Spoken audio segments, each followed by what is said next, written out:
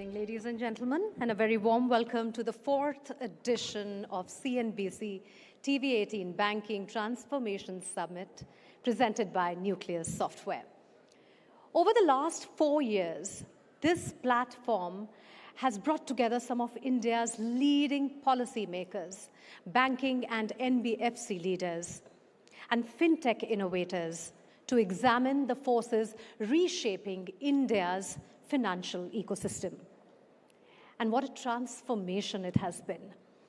In the last decade, India's financial ecosystem has built unprecedented scale, digitized the customer journey, and expanded across to formal finance. Technology has fundamentally changed how India is banking, borrowing, lending, and paying, and doing business. But as we enter the next phase of this transformation, the conversation is evolving. It is no longer simply about how technology can transform banking. It is about how we do that responsibly. And that brings us to the theme of this year's summit, Scaling Bharat Banking with Responsible AI. As artificial intelligence becomes increasingly an integral part of the financial services, the opportunity, of course, is immense to making banking smarter and faster and more inclusive, more efficient. Through the course of this evening, we will look at this transformation from multiple perspectives, multiple lenses, from smarter and faster credit across Bharat to the next generation of India's fintech economy to intelligent banking systems and, of course, evolving NBFC landscape. We have an eminent lineup of leaders with us this evening. I can see all of you here.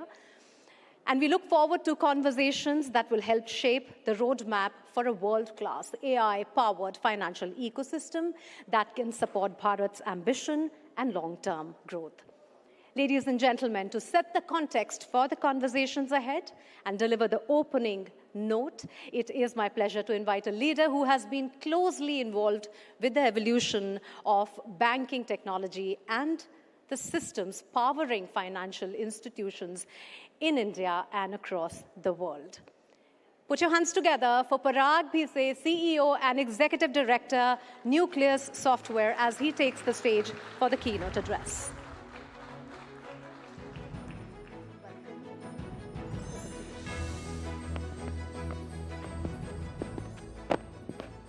Thank you so much, Mukta. Good evening, everyone. Shri Shirish Chandra Murmu, Deputy Governor, Reserve Bank of India, Mr. M. Nagaraju, distinguished leaders from the banking and financial services community, esteemed policymakers, technology leaders, colleagues from CNBC-TV18, ladies and gentlemen. Welcome to the 4th edition of Banking Transformation Summit. It is both a privilege and a responsibility to open this important dialogue. Over the previous 3 editions, this summit has brought together some of the most influential voices shaping India's banking journey. Each edition has reflected the priorities of its time. Today, however, we meet at a defining moment. The conversation is no longer about whether artificial intelligence will transform banking. The transformation has already begun. The more important questions before us are, what kind of transformation will we create? Who will benefit from it? And how will we ensure that intelligence is accompanied by responsibility? This is why the theme of this 4th edition, Scaling Bharat, Powering Progress with Responsible AI, is especially timely. For Bharat, scale is never merely a technology challenge. It is the challenge of serving a customer in a metropolitan city and an entrepreneur in a small town with the same speed, dignity, and reliability. It is about enabling an established enterprise to access sophisticated financial services while ensuring that first-time borrower is not excluded because their financial history is limited. It is about empowering MSMEs, farmers, women entrepreneurs, and emerging businesses with access to formal credit without compromise the prudence, resilience, and stability on which our financial system is built. India has shown the world that technology can broaden access and create impact at extraordinary scale. The next chapter must ensure that artificial intelligence strengthens this progress rather than unintentionally creating new forms of exclusion. Because in banking, an algorithm does not simply guarantee result. It can influence whether a family receives a home loan, whether small business obtains working capital, whether a suspicious transaction is stopped, or whether a customer receives help at the moment they need it the most. Responsible AI, therefore, cannot be treated as an additional compliance layer introduced after a solution has been developed. It must be embedded into the design of the institution, into its data, processes, platform, governance, and even culture. An AI-enabled financial institution must be able to answer some fundamental questions. Is the decision explainable?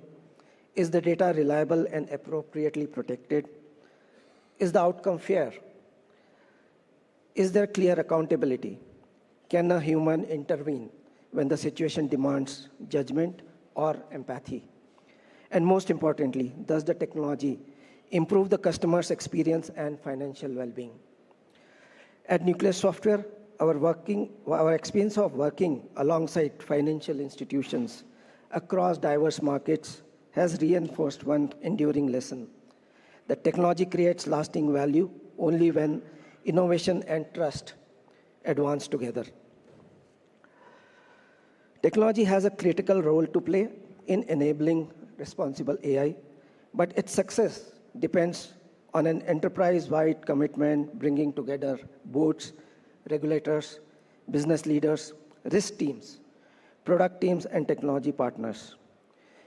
We must move beyond isolated experiments and build institution-wide capabilities, strong data foundations, explainable models, continuous monitoring, secure architecture, and clear governance.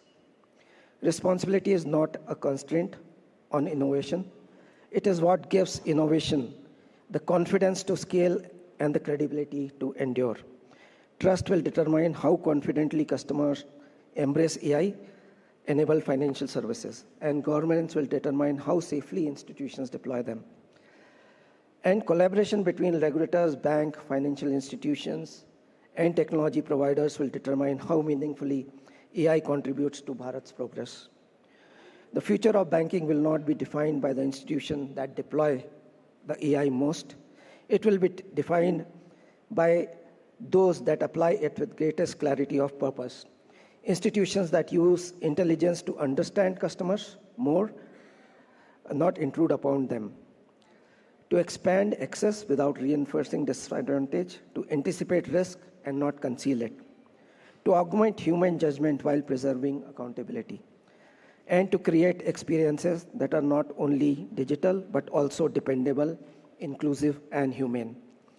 As we begin today's conversation, I encourage all of us to look beyond individual technologies and ask a larger question. What financial system do we want AI to build us, to help us build? A system that is faster, certainly, but also safer, more intelligent, but also more transparent, more personalized, but also more respectful, more scalable, but never at the cost of stability or trust. On behalf of Nucleus Software, I extend my sincere gratitude to Sri Shirish Chandra Murmu, to Mr. M. Nagaraju, and to all of us for honoring this summit with your presence and perspective. Let us help define a shared commitment to scale Bharat with intelligence, to power progress with inclusion, and to build the future of finance on the enduring foundation of trust. Thank you, and I wish you all a very meaningful and thought-provoking summit. Thank you very much.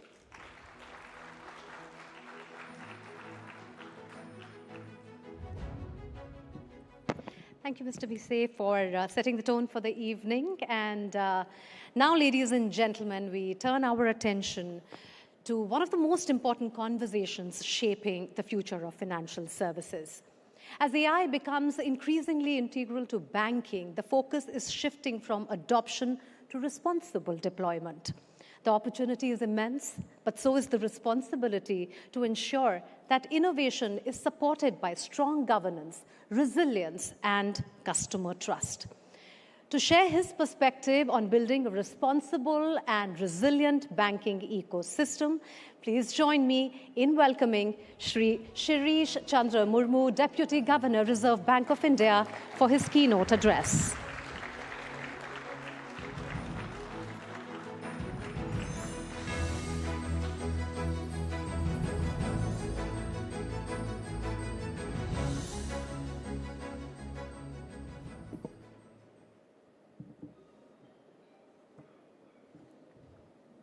Distinguished guests, colleagues from banking and financial industry, ladies and gentlemen, namaskar, and very good afternoon to all of you. It is a privilege to address this distinguished gathering at the 4th edition of CNBC-TV18 Banking Transformation Summit. This year's theme captures, I think, exactly the right subjects for our times. Scaling Bharat, banking with responsible AI.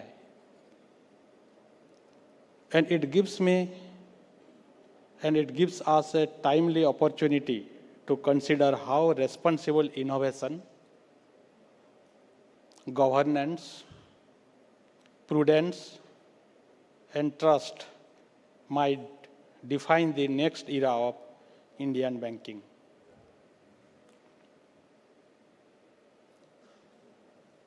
Let me begin with a story.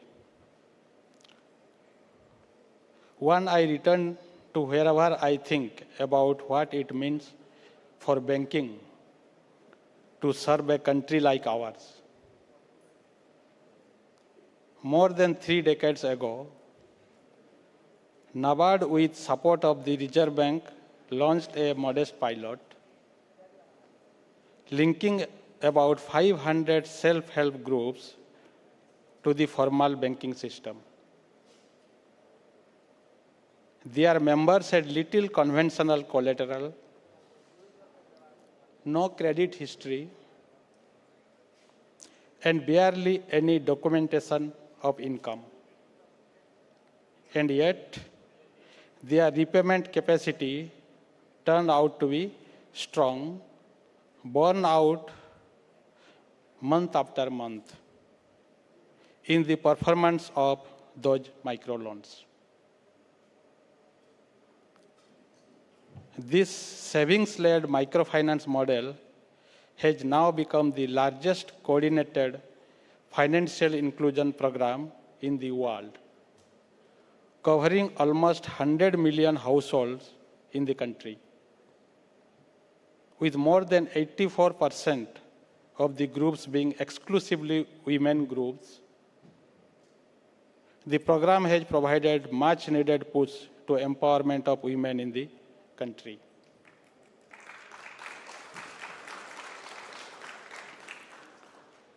The point I wish to draw from this is not that the program succeeded, though it did remarkably. It is that the information relevant to lending was never actually absent. It was there all along, in the discipline of savings, in the rhythm of regular meetings, in how closely members knew one another's circumstances, and in mutual accountability. What formal finance lacked was not the information, but a means of using it. And even today, in far more sophisticated markets, economic capacity often exists quietly, waiting for formal systems to develop the means to recognize it. And today, the means have arrived in the form of artificial intelligence. The question before us is how well and how responsibly we choose to use it. 4 days ago, from the rampart of the Red Fort, the Prime Minister spoke of training 1 crore young Indians in artificial intelligence and follows in this field. I read that as a statement of intent and exhort you to ensure that innovation is rapid, at the same time accompanied by robust safeguards applied with judgment and underpinned by accountability. That, in essence, frames the 3 themes I want to speak on this afternoon: growth and capacity, intelligence and prudence, and trust and responsibility. With responsible AI adoption, which the governor spoke of so lucidly at the last FIVAC last week. Let me turn to my first theme, growth and capacity. Let me start with where we stand. India's banking system today is well capitalized with a capital to risk-weighted assets ratio of 17.7%. It is profitable, with profit after tax exceeding 4 lakh crore. And it is healthy, with gross non-performing assets down to 1.8%. Stress tests suggest that the system is well placed to absorb adverse shocks. Why does this matter? Because this strength is not an end in itself. It is the capacity that allows the system to support a larger and more complex economy. And here I would enter a caution. The contribution of banking to growth should not be measured only by expansion of aggregate credit or by the size of balance sheets. It must also be judged by whom finance actually reaches, whether rising consumer expectations are met, and how banks support the wider economic activity. On this count, there is a real progress to report. The Financial Inclusion Index rose to 70 in March 2026, up from 67 a year earlier, an improvement driven largely by usage rather than by mere access. Inclusion acquires real economic value only when consumers can understand the financial choices before them, manage their finances, appreciate the risk involved, choose credit and investment products suited to their needs, and know their rights and responsibilities. The Reserve Bank, for its part, continues to advance this agenda through the National Strategy for Financial Inclusion and the National Strategy for Financial Education. Financial inclusion remains, I believe, one of India's remarkable achievements. Its next phase must deepen digital inclusion while ensuring that those who need assistance or other modes of access are not left behind. AI has a meaningful role to play here, helping the system recognize capability wherever it is expressed differently across language, location, livelihood, gender, and channel, and using the data prudently to make financial services more accessible. Consumer expectations, of course, are not uniform. A younger, digitally confident customer in a rapidly growing economy such as ours may prize speed, convenience, and real-time information. An older customer or one less at ease with technology may value assisted access, personal interaction, and reassurance on security. A retail customer may want simplicity and predictability.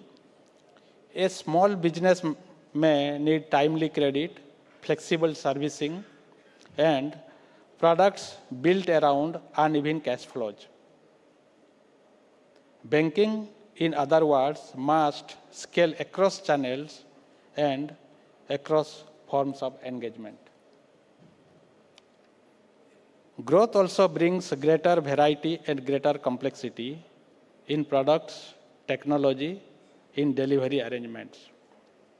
A single deposit or loan relationship today may involve digital onboarding, consent-based data sharing, automated and increasingly model-driven assessment, partnerships with other banks, non-banks or fintechs, and servicing through apps or third-party providers. These arrangements widens reach and convenience considerably, but they also demand clarity. Clarity about who is responsible for product suitability, for the use of data, for service quality, and for continuity across the entire delivery chain. As banks grow, as their reach, their transaction volumes, and their delivery arrangements expand, their capacity must keep pace. Systems that perform well at today's volume may behave quite differently at tomorrow's scale, and that calls for timely upgrades in technology, in processes, in oversight, all of which innovation can help deliver. Banks should focus, in particular, on the function critical to their resilience and on those that matter most directly to their customers. Resilience, I would argue, should be built into design of growth, not bolted on after the expansion has already happened. And this requires people as much as requires technology. Institutions need people capable of understanding new systems, of challenging models rather than simply trusting them, of overseeing external providers, and of connecting technological change to financial and conduct outcomes. As machines take over more of the routine tasks, what becomes indispensable is human judgment. Validating a model, assessing its outcome, and stopping it when it begins to go rogue. And this shift requires institutions to reskill and to grow their capability.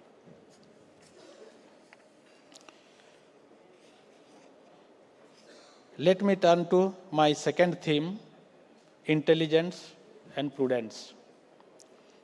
Growth of this kind, capacity that keeps pace, that reaches wider, that serves better, is, in substance, not merely a growth of banks' balance sheet. It is the emergence of stronger and more capable financial system, one that truly supports customers and the economy. And this is precisely where intelligence comes into play. Like growth, intelligence has wider connotation than artificial intelligence alone. I would think of it as at 4 levels which are symbiotic in nature. First, analytical intelligence of data, models, and technology, where AI certainly belongs. Second, human intelligence of experience, knowledge, and judgment. Third, governance intelligence, the ability of boards and senior management to oversee an institution wisely. And fourth, collective intelligence, which emerges at the level of system when information is pulled across banks. The value lies less in any one of these than in how well they are combined. Let me offer a slightly different perspective on credit growth because the numbers are telling a more complicated story. In 2022-23, 52% of fresh businesses entered the formal credit system. By 2025-26, the figure had fallen to 42%. Even as outstanding commercial credit grew by 14% over the year.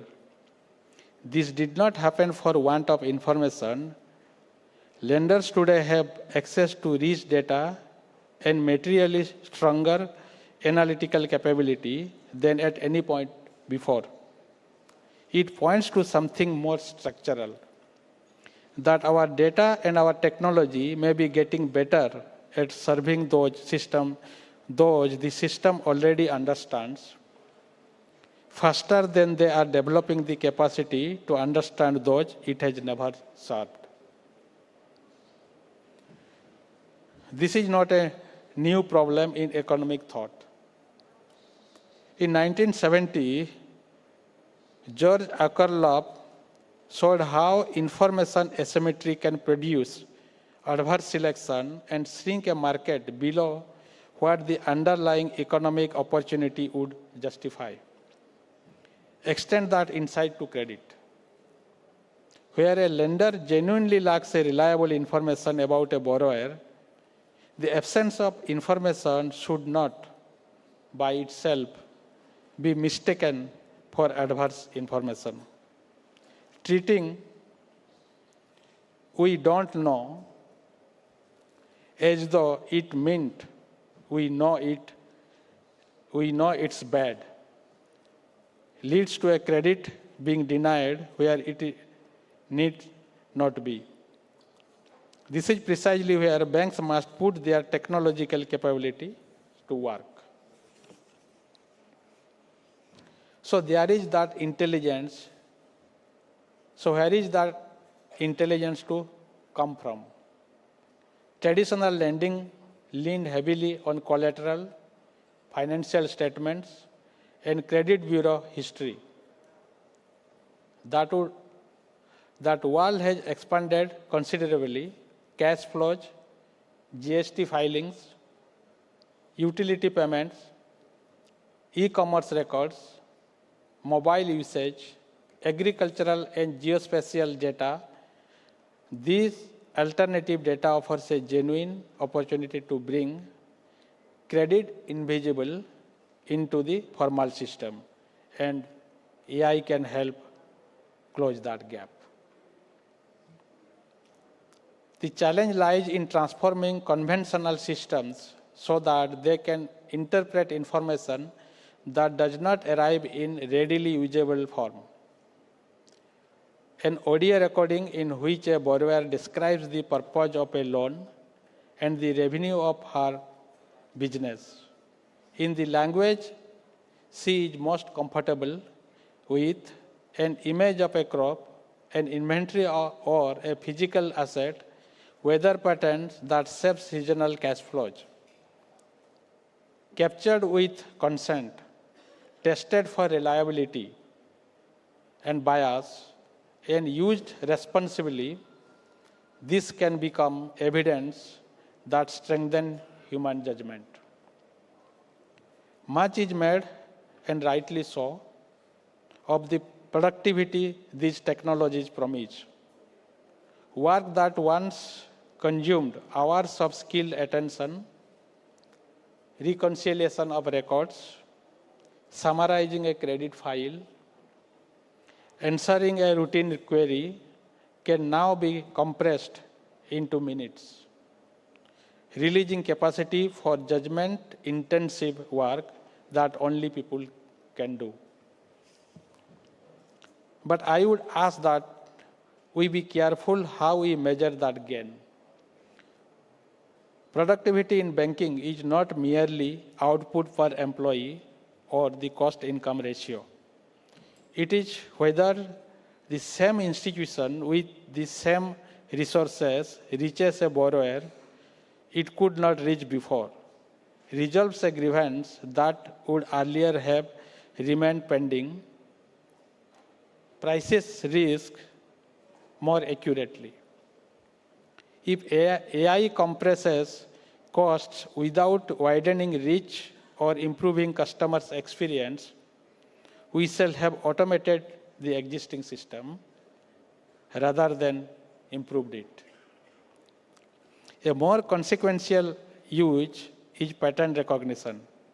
AI can read not only structured indicators, but audit observations, incident narratives, customer complaints, and system logs together, identifying connections that may not be visible to single function, and so help a bank act as emerging weakness in fraud, conduct, operations, or cyber risk before it becomes a disruption. As adoption of AI increases, banks must retain the judgment, the capability, and the alternative arrangements needed to intervene when systems fail or behave in a ways that were not anticipated. The ability to remain resilient in such circumstances is itself a critical organizational capability, form of intelligence. The ability to recognize, adapt, and respond when the unexpected occurs. AI can improve consistency, cut processing time, surface patterns that conventional analysis might miss. But its correctness depends on the information it relies on and the condition in which the information is applied. Performance that looks impressive in familiar territory may not carry over into new customer segments, new activities, or changed economic conditions. Model that performs well overall can still fail a small but already vulnerable group. Intelligence, therefore, demands clarity about what a technology delivers, what it leaves out, and whether its output fits the decision at hand. This is where human judgment remains indispensable. And that involvement is meaningful only when the people responsible understand the basis of the decision and hold the authority to intervene. Because a review conducted after the material choices have been made can undo neither those choices nor the harm they may have caused. A resilient bank is, at its heart, the outcome of intelligent governance. The board and the top management carry the ultimate accountability for the decisions taken, for the assumptions those decisions rest on, and for the consequences that follow. Governance intelligence lies in their ability to convert the information flowing in from across the institution into a coherent strategic view. Its purpose is not to pull governance into day-to-day execution. It is to see where institutional capability or risk appetite is falling behind changing needs, and where separate weaknesses, each individually manageable, might combine into something larger. AI can help assemble this institution-wide view, but care must be taken not to introduce in the process a centralized algorithmic risk.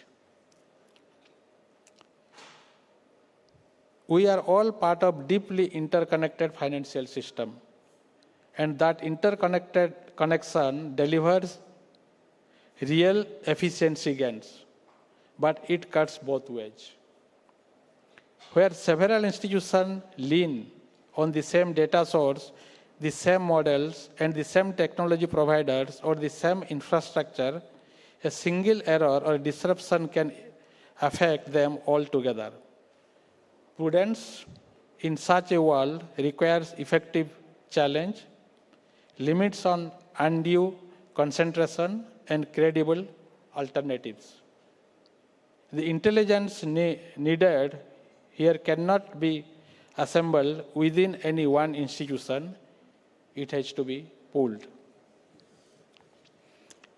The same logic applies to digital fraud, which moves through multiple accounts, devices, and intermediaries at once.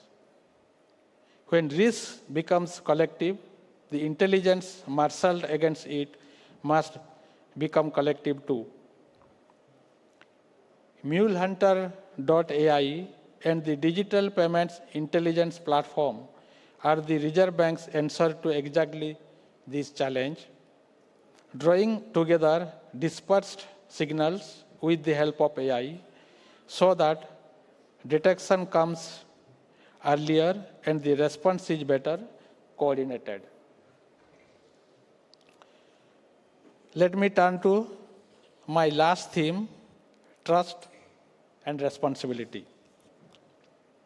As banking becomes even more deeply woven into daily economic life, trust is what allows customers to use financial services without examining every institution and every process standing behind them. A street vendor accepts a digital payment with the same confidence as a large retailer. Families transfer money across the length of the country without even tracing the chain the payment travels through. In 2025-26 alone, the Unified Payments Interface, that is UPI, processed over 24,000 crore transactions, worth close to 314 lakh crore. Not one of these transactions may have involved a conscious assessment by the customer of the institutions standing behind it. Technology enables the transaction and confidence sustains its use. That confidence, in the end, rests on the trust customers place in banks. And trust does not come from prudential soundness or regulatory oversight alone. It depends equally on fair conduct and on quality of customers' actual experience. A customer's financial position or her ability to repay does not by itself establish that a particular product, amount, or tenor is suitable for her. Formal consent has a limited value when the important terms are hard to understand, or when responsible conduct, therefore, must be the foundation on which every product rests, and that responsibility must extend across the product's entire life, not merely to the point of sale. The key fact statement mandated by Reserve Bank is one such instrument. Its purpose is to support an informed choice by the customer, not simply to tick a disclosure box. Trust is also weighed on another scale. Transparency of banks' processes and the fairness with which a customer's grievances is handled. A loan rejection, a lower rate of interest paid, or the withdrawal of a service should rest on considered reasoning, and that reasoning should be communicated clearly to the customer.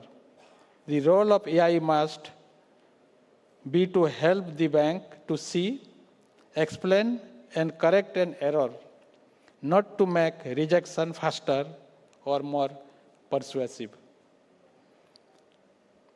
Two things follow from this. First, a customer dealing with an automated system is entitled to know that this is what they are dealing with. Disclosure of that fact is not a courtesy.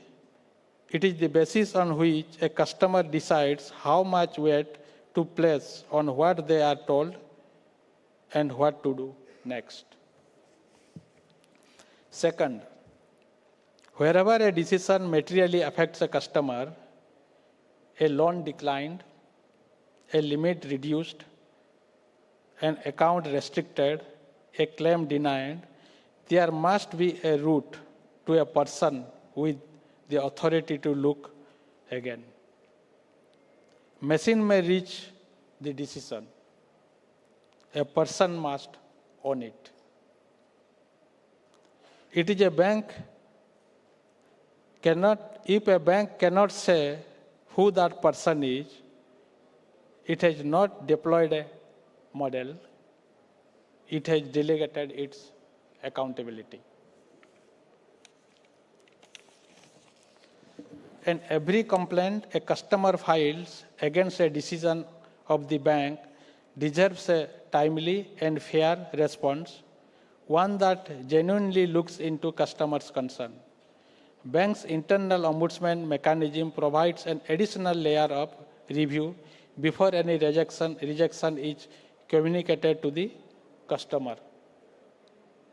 Its value lies not only in offering the bank extra cover, but in serving as a second check to make sure that a decision adheres to the customer is, in fact, correct and impartial.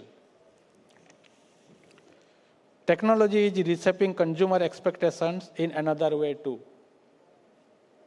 Not every credit appraisal, KYC update, or grievance can be resolved at the speed of payment. But what customers do expect, and reasonably so, is to be told what is required of them, why a process is taking time, where it currently stands, and what happens next.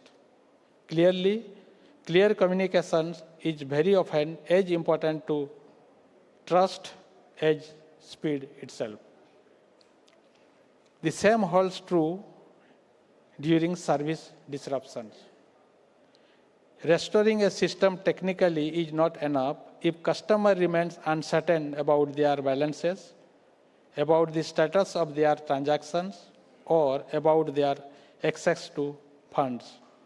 In that moment, clear communication matters as much as an orderly technical recovery.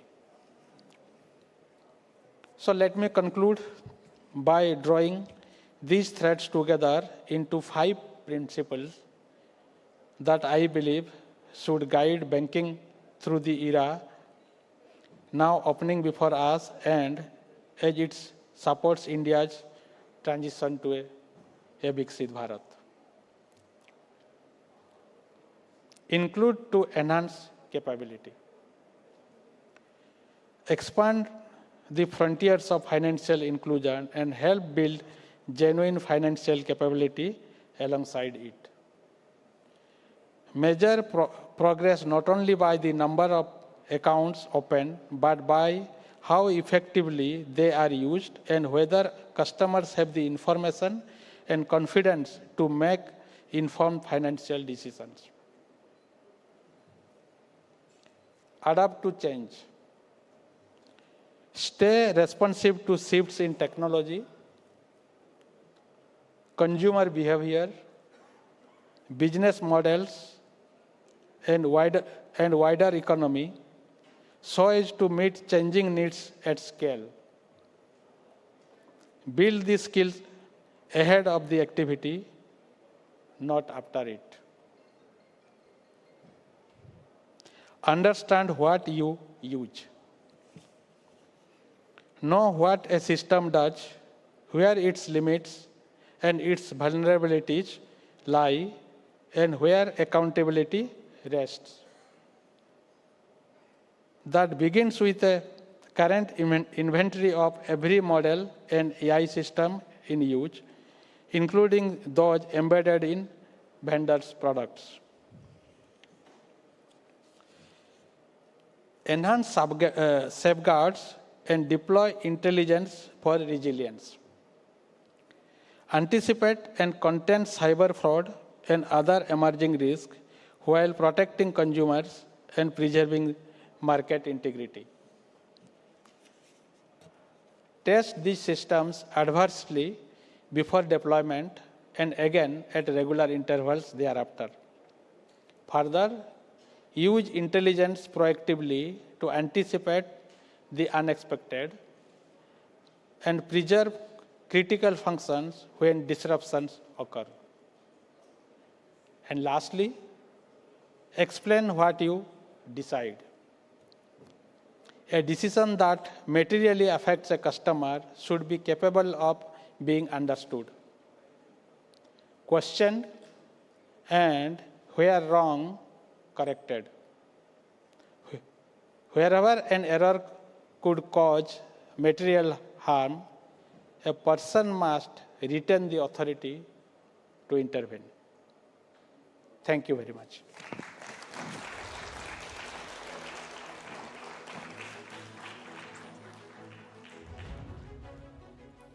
Thank you so much.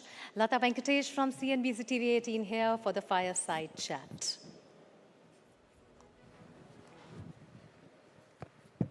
So as a journalist, I'm not artificial. Very tough to be artificial. Intelligence is not my forte, so I will stray away a little from artificial intelligence. This gathering of bankers and NBFCs have some very important questions for the Reserve Bank. One of them is this revolving credit draft that has come. You know, you'll say revolving credit should not be allowed to NBFCs, but you don't define revolving credit, you define actually term loans, saying that they shall issue term loans. So what exactly will be forbidden? Even loans against shares is not a term loan. Even loans, inventory funding is not a term loan. Supply chain funding is not term loan. So what is forbidden, sir? I think most of you are aware, those who are practitioner NBFCs, actually this is not a new regulation. It has been there all along. Okay. Revolving credit as such was not permitted even now for NBFCs. But what we are proposing in the draft is we are trying to bring more clarity. And so that's why the definition has been emphasized in the draft regulation. And with this, we feel it will help better compliance. That is the idea. But nevertheless, as you are aware, like this is a draft only. Okay, we welcome any suggestion and any practical issues which the regulated entity might face. Those kind of feedback are welcome, and like I said, this is a draft only. Okay. So can NBFCs assume that most of the activities that they now do, like loans against shares or loans against mutual fund units or inventory funding, all that will continue to be allowed since? Obviously. See, our regulation will not come on the way of any business activity. So that is very, very important for all of us. The idea is not to prevent anything. Idea is to do business in a certain way, keeping in mind the risks. So what we are trying to do is bringing more clarity. But as far as operation is concerned, I think it will not cause much problem. Okay. Now, to address what the bankers are always worried about, deposit growth. At the moment, because of the FCNR deposit flow, the worry about deposits has been postponed a bit, maybe by a year. By the way, sir, why was it stopped early? Any guess you can give us? About what? About why was the FCNR deadline advanced? See, I cannot give you exact answer to that, but I can only generalize my response, saying that, see, we have to respond to the situation. So there is nothing early or late. We have to be able to respond to the evolving situation. As you know, things are very dynamic. So what holds today may not be true tomorrow. Even 7, 8 days is a very long period given the kind of uncertainty around us. So coming back to your deposit growth, I don't think any banker is worried about deposit growth. No, now because of FCNR, they are not. No, I don't ever they are worried about, because that is where they start with their banking. And they are very comfortable with any sorts of challenge when it comes to deposits. And they are very, very, I think they are very, very capable of responding to the situation. And they have been able to do that. And right now, there is no such challenge. Whatever you are referring to, some time back, there was the difference between the credit growth and deposit growth was a little wider. But I think hopefully things are improving. So as recently as April, there was a 6 percentage point difference. Deposits were like at 10% and credit was at 16, 17%. So it was a wide one. The FCNRB from June 20th onwards has given the hope, and now it is a reality that deposits have really grown. So, you all had that rule that you can give bulk deposits at different rates to a retailer, to a financial institution, depending on the runoff of the deposit. See, like that, should we expect more? Yeah, that was... Yeah. No, what we have been trying of late is basically to bring down the frictions and to bring more flexibility and more operational flexibility for banks. Mm-hmm. So ultimately, these are the commercial decisions, how you raise deposits, how you price deposits. So what we have been doing of late is to give them more flexibility. Mm-hmm. So with that, I think bankers are well placed to basically, if you call it a challenge, to meet that kind of challenge. Okay, we were hoping like that bulk deposit, more such steps of flexibility will come. I was just wanting to know if any more such steps will come. No, as and when any new steps comes, like it is a part and parcel of our public consultation, so you will be fast to know it. Okay, sir. We always know it only from the website. You don't give away. Sir, coming to the MDR, is there any guess you can give us as to what will it be? Say 2,000 crores, 2,000 rupees as minimum. Will it be 2 crore merchants, people with sales above that? Any guesses as to where the threshold will come and when? See, I will not hazard a guess, but it will come definitely now that what we hear. See, we are as much as we have got as much as information as you might be having in this area, because this is work in progress. The rules will come from you or NPCI? See, it will come from NPCI. Okay. It will come from NPCI, but we are part and parcel of the discussion, like we have been discussing. So government, RBI and NPCI. we are discussing on this, but definitely directionally, you know, now that the enabling provision has come in a way. So it is going to come, and what shape and how the distribution, all these things, finer points have to be worked out. Okay. So finally, there was a buzz. You know, one small finance bank has become a universal bank, but the other small finance banks still are like microfinance institutions. They don't seem to be scaling up. Any move to consolidate them, change regulations? No such things. Okay. Yeah. Okay. So a final question, since I'm a reporter, I cannot not ask that question. Will you postpone the decision on Tata Sons exemption because there is a lot of confusion? Or will you advance the decision? You have been asking this question, I think, in every policy. For as long as the exemption was applied. We are giving the same answer only. Okay. Thank you very much, sir. Thank you. Thank you very much for your indulgence. Very kind of you, sir.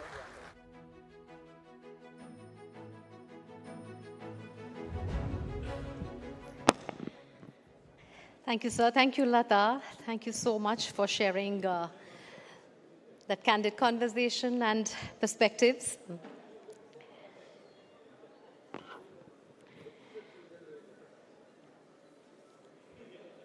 And now, ladies and gentlemen, we turn to a banking landscape that is being reshaped by changing customer behavior, evolving deposit and credit dynamics, the rapid expansion of digital payments, and the growing influence of AI.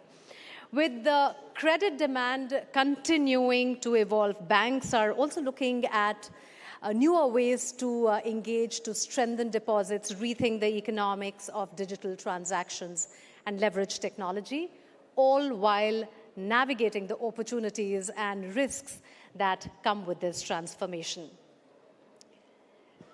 To decode these changing contours of Indian banking, may I request Lata once again to please come back on stage. And joining her on her panel are, put your hands together for Ashwani Kumar Tiwari, Managing Director, State Bank of India; Rajiv Anand, Managing Director and CEO, IndusInd Bank; Ashok Chandra Sahab, Managing Director and CEO, Punjab National Bank; and Sanjay Agrawal, Managing Director and CEO, AU Small Finance Bank.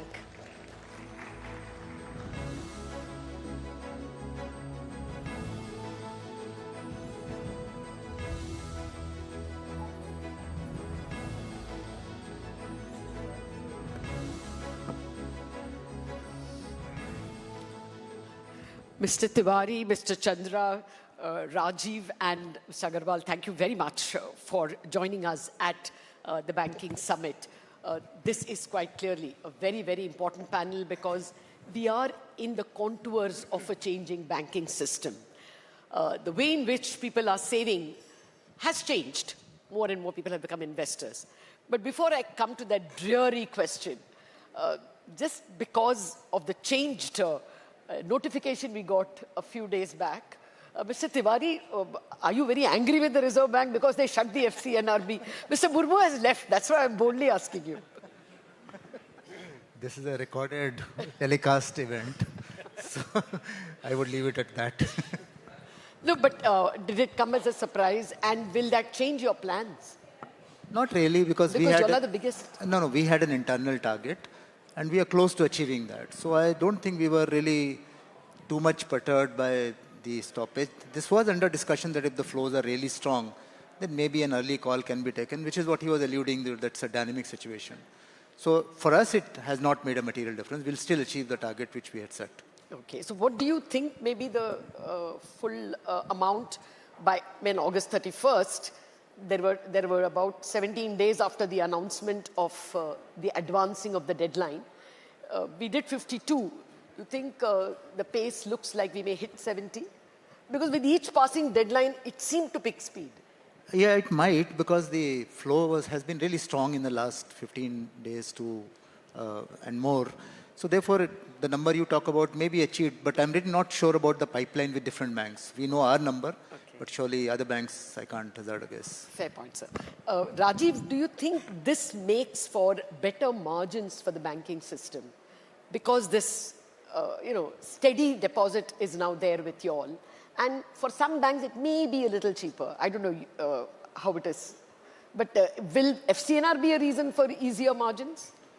I think, one of the messages that we got when we met RBI was that we're doing this for the nation, and this is not really about, making more money. Okay. But let's work hard to, get the dollars in from a national perspective. But having said that, I think there is dispensations on CRR, there's dispensations on SLR, and also dispensations on the lending side from a PSL perspective. Yes. Put it all together, it makes a very compelling proposition for all banks. Okay. Fair enough. Mr. Chandra, would you say that loan growth and margins can be helped?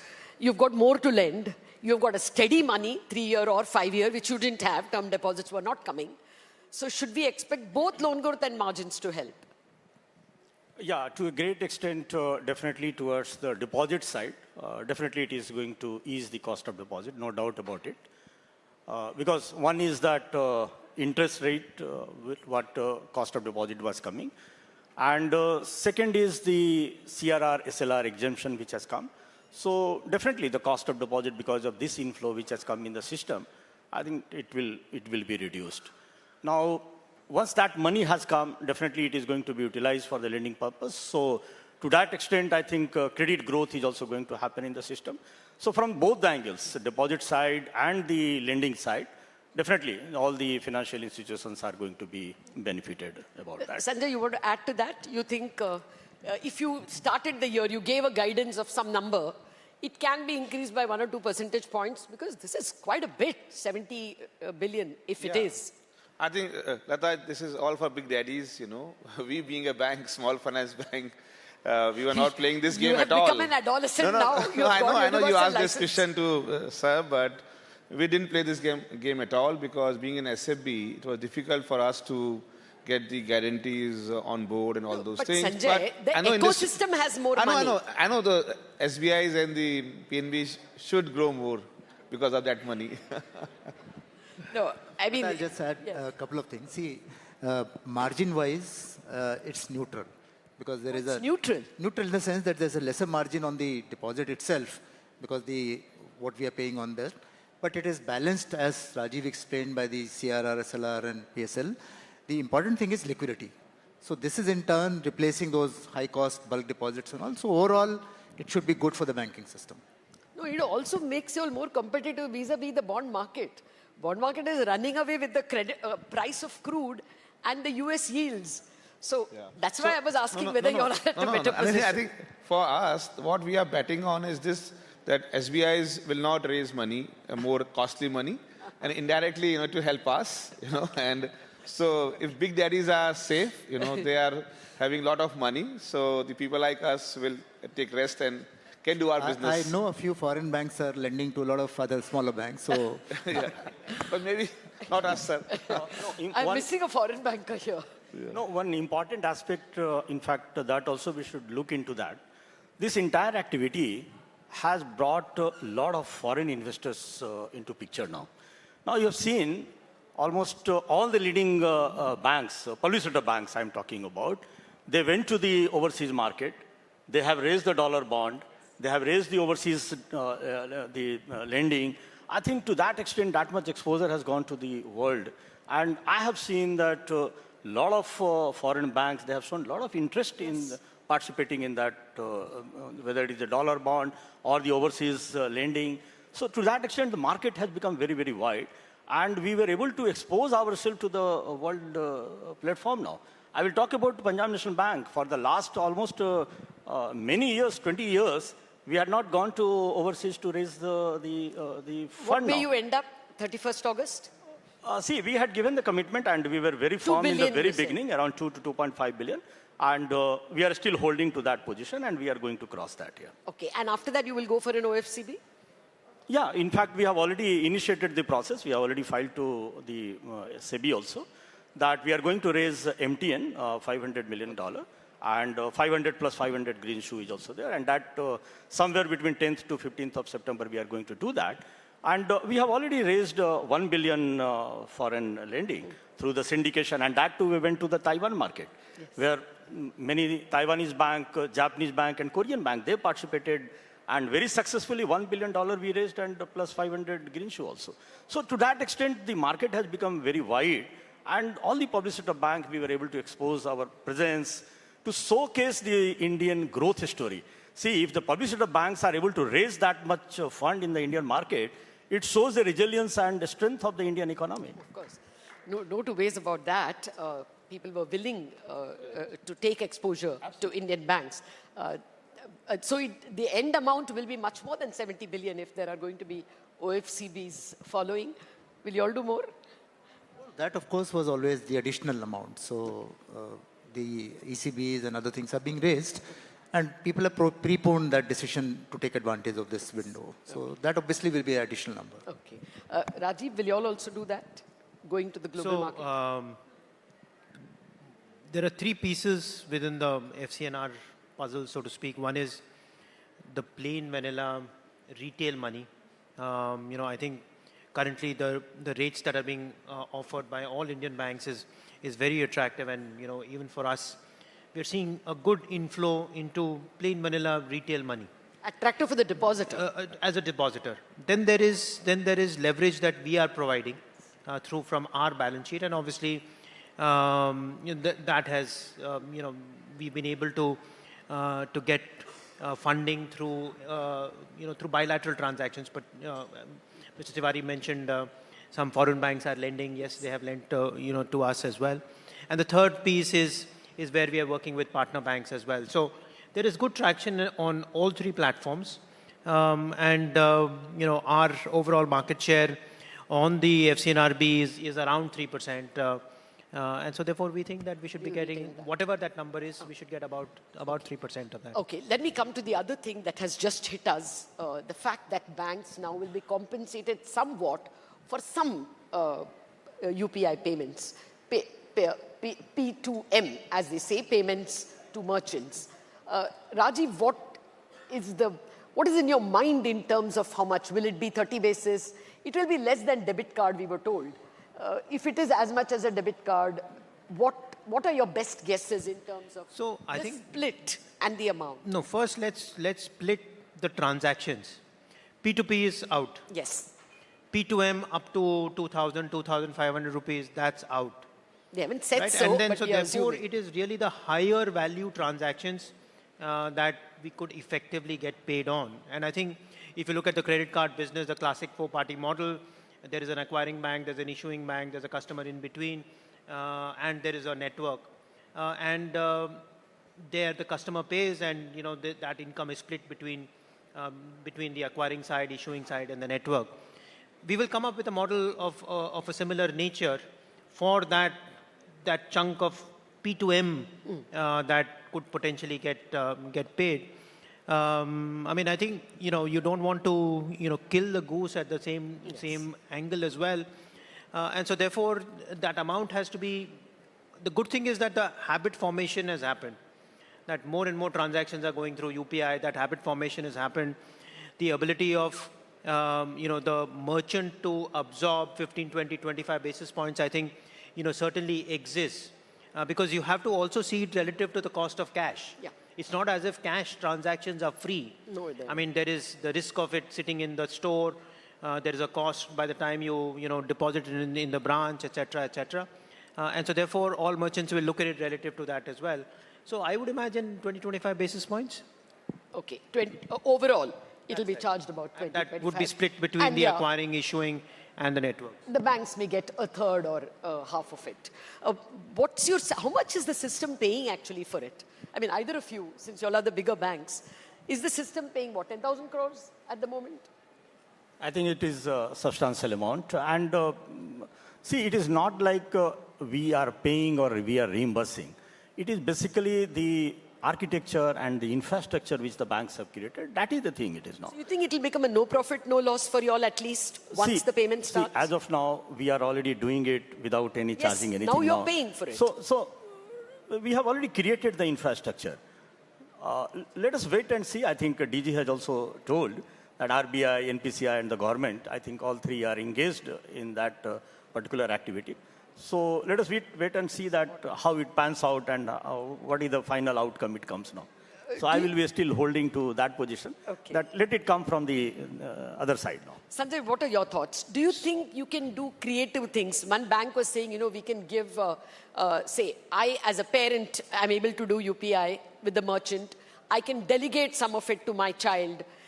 Do you think innovative products like that will come?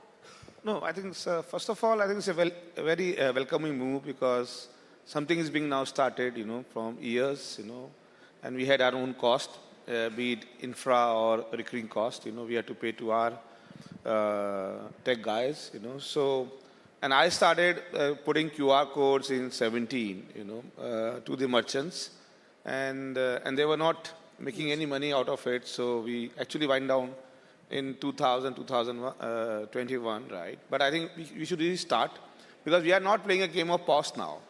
POS is heavily done by big banks. So I think this is an opportunity where people like us, being a small finance bank, we should go merchant to merchant, put QR code. And I believe if the baseline is 2,000 because we're expecting that same line as a credit card, using at QR codes, right? So I believe it's a game will be played again, and it should be a favoring bank, And if a bank plays their strategy well in terms of putting the infra first and then the QR codes, creating new innovative models, or giving even credit lines to those merchants, it can play a holistic game. Net, I feel would you say banks are in a better position today than they were even 3 months back? Correct. I mean, you are having this bhandar of FCNR flowing.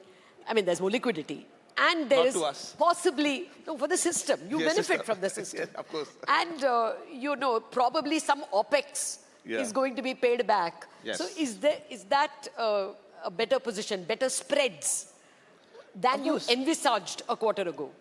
But I think, Lata, banking is always like this, Some years they will give you back, some years they will take back, Okay. I have seen from last 10 years. So we should not become more happy about it. I think regulators always want to build a very resilient banking system. So, and of course, the entire ecosystem. So somehow, some days we'll be benefiting, or some days, it's all right. So at the moment, I am told, I read through the minutes of the RBI, and it does look hawkish to me, more than what the statement was. So, rate hike possible, sir? So before answering this, I would suggest that one very simple solution which has been around for a long time, which will control all our costs on infra, is the UPI's wallet. Now, perhaps the NPCI should look at making a smaller value, let's say up to 100 rupees mandatory through the wallet, because that will really reduce the small value transactions. And that is something under discussion. If that gets done, I think this will make a far more difference than any MDR share which might come to any of the banks. On the rate hike, we have nothing to say. The Deputy Governor was here. You should have asked him. So I think ultimately, for the work that is happening on payments, the fact that it is interoperable, etc., if you look at it across the world, Lata, somebody pays. Yes. Either the consumer pays or the merchant pays. And whereas various countries have taken various models, you can load it at the consumer level, you can load it at the merchant level, but ultimately somebody needs to pay for it. And so therefore, the fact that we can then argue on what that MDR number should be, but I mean, if there is a transaction that is being put through, somebody needs to pay for it.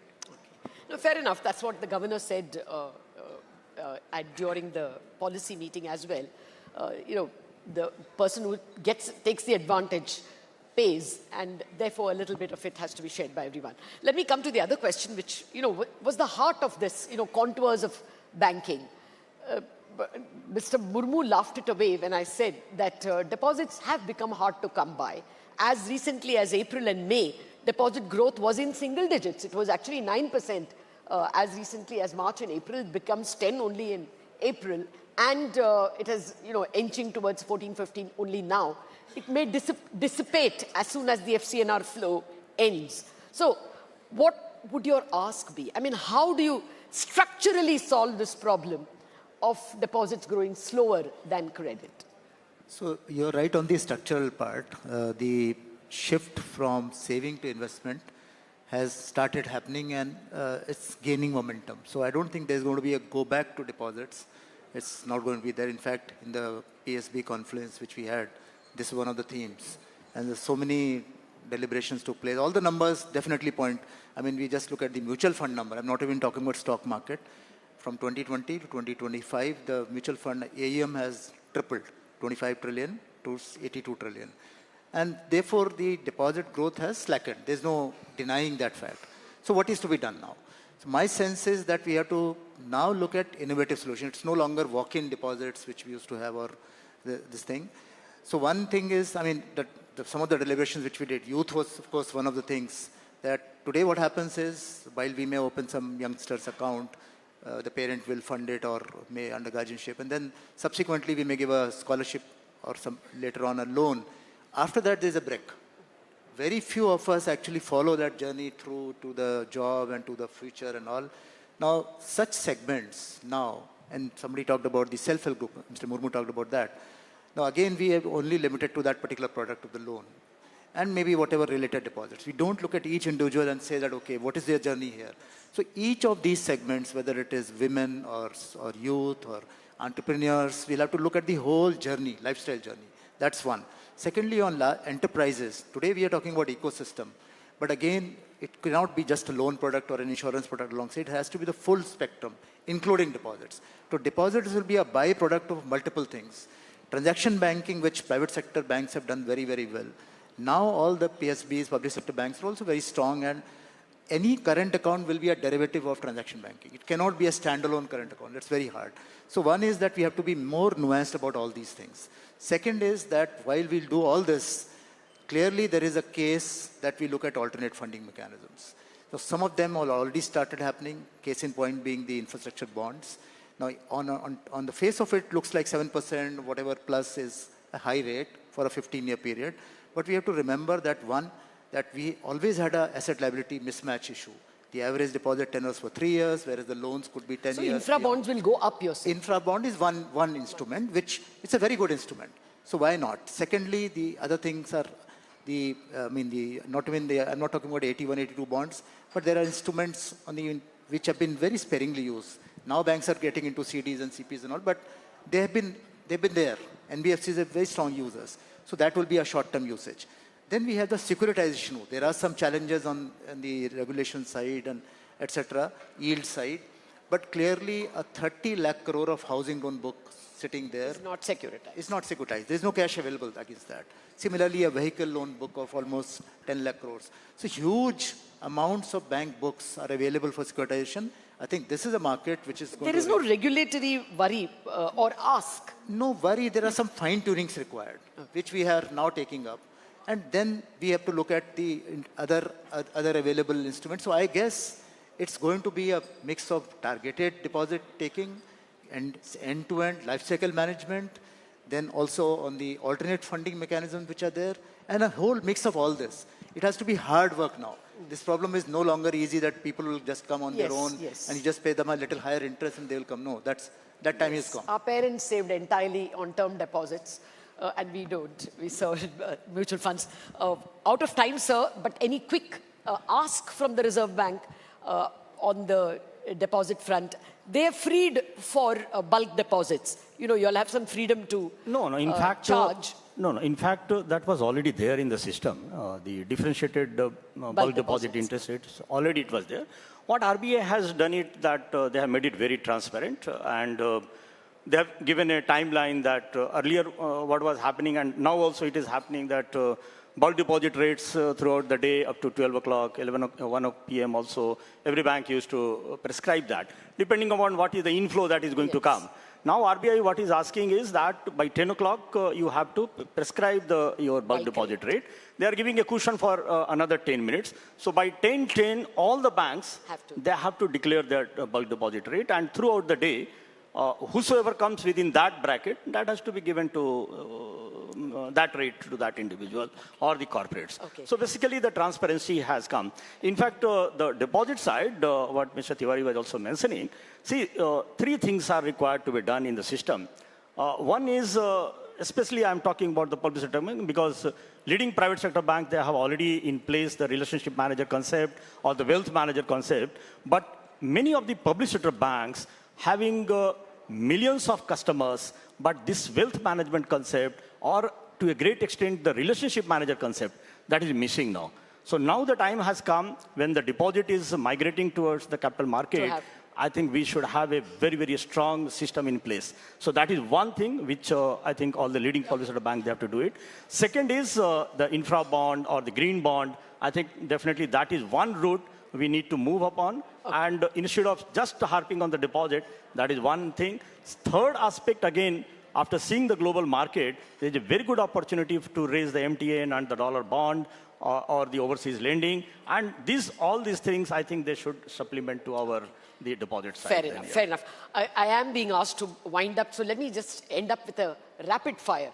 All of you, one number. Rajiv, what do you think is the credit growth likelihood this year? Will it be better than this 18%? We think that there'll be a little bit of a slowdown from here, so maybe somewhere between 16 to 18%. Okay. Mr. 16% roughly. No, the question to you was, will margins be better? Oh, sorry. Better. I'm only asking for monosyllables. Margins will always be under pressure, and India anyway higher margins than many other countries. Oh, so I don't think margins are going to improve tremendously. Might be a small blip up, but longer run they'll be always come down. Okay, Mr. Tiwari, sorry, Mr. Chandra, I want to ask you whether bad loans will climb up a bit. There is El Nino pressure, and there is higher raw material cost for SMEs. Many SMEs tell us packaging material is expensive, etc. So, is the best over? No, I will not subscribe to that. It is more hyped, I will tell you. Okay. And that's a monosyllabic. They are yelling at me. No, it is basically you see the numbers, and numbers are speaking now. So you see the Q4 number or the Q1 number of this financial year. Yours was good. Not PNB I'm talking about. I'm talking about the banking in general, all public sector and private sector. Best SMA percentage and the best GNPA so and no net danger NPA. of As of now, no danger at all. And all of us are ready to meet all the challenges, even if it comes. See, we were talking about the El Nino, but so much rain has come to the different parts of the country. Okay, I'm sorry, so we I'm need to be very positive about up. things now. Same question to you. Slight uptick, possible? Yeah, so I think I'm echoing Disa's view that this is one of the best time. And I strongly believe anything plus 16% is the number. Which is the growth that you're looking at. Yeah. Thank you very much. You all leave us very optimistic. You're not complaining about deposits as much as perhaps the onlookers and the experts are complaining. Thank you very much, Rajiv, Mr. Tiwari, Mr. Chandra, and Sanjay. Thank you. Thank you so much. Thank you, Lata. Thank you, gentlemen. And that was how the next chapter of credit can combine technology, scale, speed with responsible lending. Now, moving forward, our next conversation takes the idea of responsible growth beyond technology to look at the larger ambition of India's financial sector. As India's economy expands and the financial system grows alongside it, the choices institutions make today will determine not only how quickly we grow, but how sustainably and responsibly we do so. For our fireside chat titled Strategic Ambitions, Banking on Responsible Growth, may I invite Shireen Bhan, Managing Editor, CNBC-TV18, to join us on stage. Joining her are two distinguished leaders who bring deep experience and perspective from across India's financial ecosystem. Ladies and gentlemen, put your hands together for KKM Misri, Non-Executive Director, HDFC Bank, sir. And Mr. M. Nagaraju, former Secretary, Department of Financial Services. A very warm welcome to the gentlemen. And Shireen, the stage is all yours.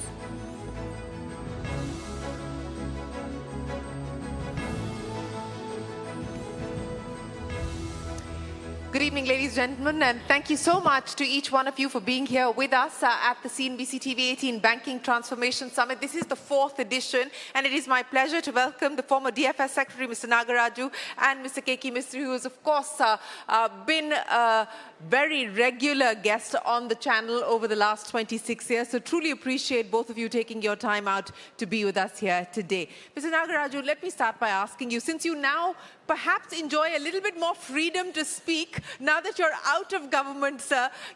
Let's start by talking about the big budget announcement, this high-level committee for banking that the finance minister spoke of to look at the roadmap for banking of the future. Now, we still don't have the constituents of this committee, and we still don't know what this committee is likely to deliberate on, what the exact terms of reference will be. But if I were to ask you, what would your wish list be? What would you like this committee to focus on? What do you think this committee needs to prioritize if we were to talk about securing India's banking future?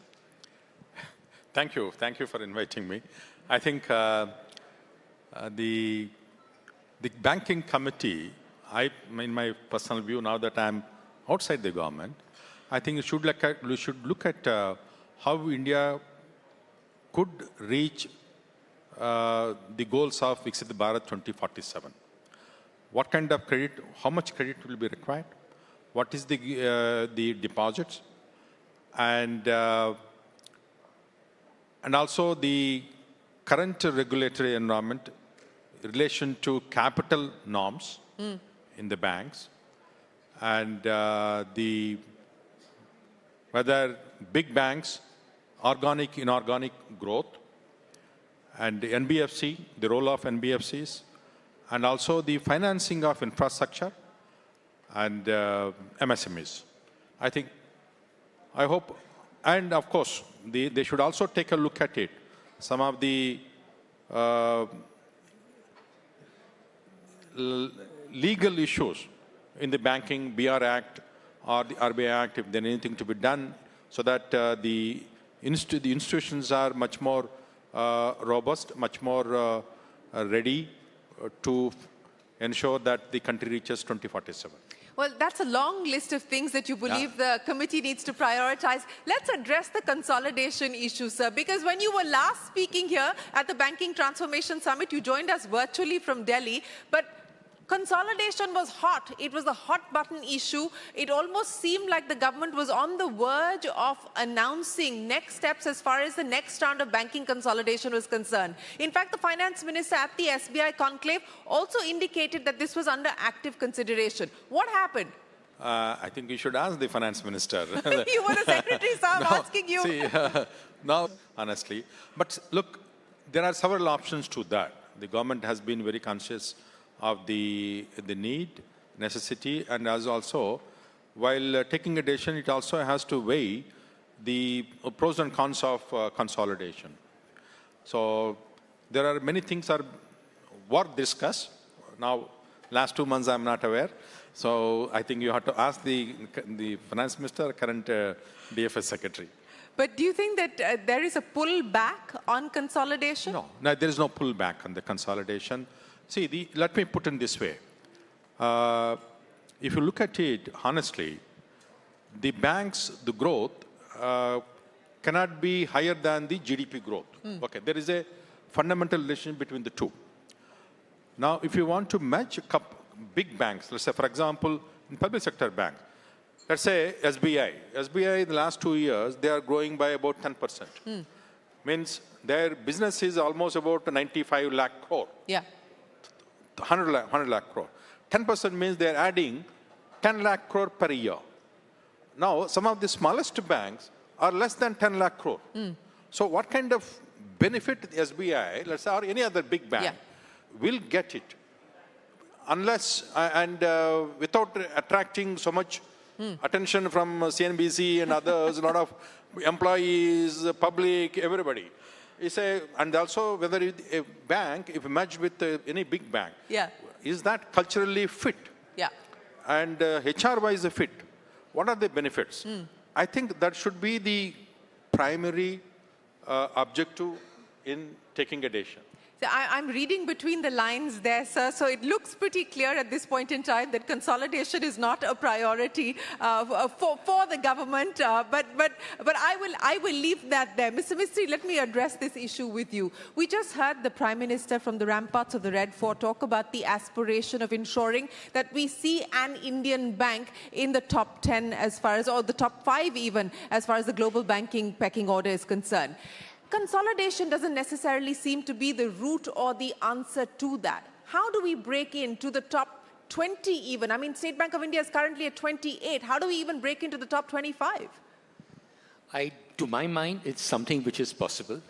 May not be in the next 1 year or 3 years or 5 years, but certainly if you have a vision beyond that, we should get there. Look, we are a very young country.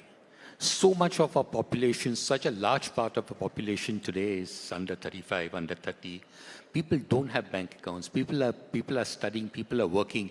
Once they finish, they get a job, they start, they start earning, they start opening a bank account. And that's the way the banking industry in India is going to grow. So, and anything you look at in India is very underpenetrated. If you look at any financial service product in India, it's extremely underpenetrated. Mortgages, for example, are about, 12% of GDP. Total retail credit is somewhere a little under 20% of GDP. Now, if you look at these numbers globally, they are so much larger. So we will grow for sure, and what will contribute to the growth will be the demographics. Mr. Mistry, as you rightly pointed out, that across different categories, we continue to be fairly underpenetrated. Now, if I were to ask you to chart out a growth map from where we find ourselves today for the financial services sector, forget banking particularly, but I'm saying for the financial services sector, include insurance, include mortgages, of course, banking, what would that roadmap have to encapsulate to be able to cater to India's growth rate today, but also the growing needs of the population going forward? All right, so let me try to answer that. And then, so there is no dearth of capital. Capital is available in India. Manpower is available in India. Talent is there in India. We have the best of technology. And I have no doubt that with AI, we'll be able to do even better in the days, months, years to come. So there is really nothing that we lack. And there is really nothing that we really need. The credit environment is very benign. I can also tell you that when you talk of asset quality, the average Indian consumer is extremely honest. This is our experience over 40 years. People don't default. If there is some way they can make payment, they come and make payment. So we have all the right setting to go to a much higher level, which I'm sure we will. Let me address with both of you what Uday Kotak told me in a conversation very recently. He said the days of lazy banking are over. And we just heard from the previous panel talking about deposit mobilization. And, we've heard regulators express concerns about the fact that money is going into the stock markets and it's not coming to banks by way of deposits. Mr. Nagaraju, if the days of lazy banking are over, what is the challenge today for India's banking sector? From a public sector point of view, what do you believe needs to be done? Banking is never lazy. It's a very, very active, very stimulating, and also very risk proof. Okay, not that. In fact, if you look at it, the PSB especially, at least I know, most of our PSB banks have been around the country, all around the country. Sectorally talking to people, finding out their needs, and then designing products, credit products, deposit products that actually suits their major customer base. That they have been doing it. And last year, because since I am there, last year most of our banks have come up with very innovative products for women, for MSMEs, for agriculture, and the startup, everybody. Now, for the one issue, one thing that, in fact, even, Bank of Maharashtra, their deposit is a little more than 50%, one of the highest in the country. Now, it is not lazy banking that has led them there. It is actually very active banking. Active banking. Similarly, the banks like the UBI or SBI, they are all very active getting it. So No, they're always never lazy. Never lazy, but there's room for more agility. But, you know, speaking about addressing different cohorts and different constituencies, the challenge thrown by the finance minister to India's public sector banks is, are you Gen Z ready? Now, Mr. Nagaraju, what will Indian PSBs need to do to tap into the Gen Z customer? See, the last 2 years, we have taken a number of steps to align our banking PSBs with Gen Z. Most of us have launched apps, including, To, Bob, Punjab, including P&SB Bank. We have an app now. And most of the customers on the and as well as the Bob are Gen Z from Metro. And this is the way to reach them.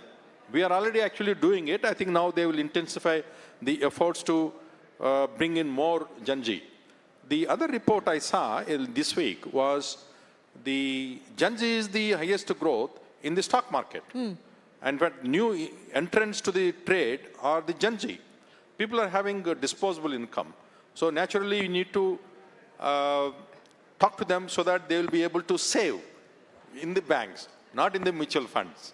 So come to the banking sector, and you need to sell that idea to Gen Z, and that's the challenge that the finance minister has thrown. But Mr. Mistry, from the days of the masked borrower, and I remember you and I had this conversation, and you said that people were so embarrassed to come to HDFC for a home loan because they didn't want to be seen as taking a loan. The sector has come a long, long way. But from your vantage point of having observed the journey so far, what do you believe the next set of big opportunities could be? What are the big mega trends that this industry needs to focus on? I think the country has changed a lot, as you rightly said. People's habits have changed a lot. From being so shy to borrow money, people today are actually going and borrowing money to go on a holiday. Something which was unheard of 10, 20 years ago. I just want to make one small point, which is when you talked about deposits not growing because the money is going to mutual funds and going to stock market. But ultimately, all the money comes back into the banking system. It may not be in the form of a granular deposit, or a granular savings account deposit, but it is in some other form.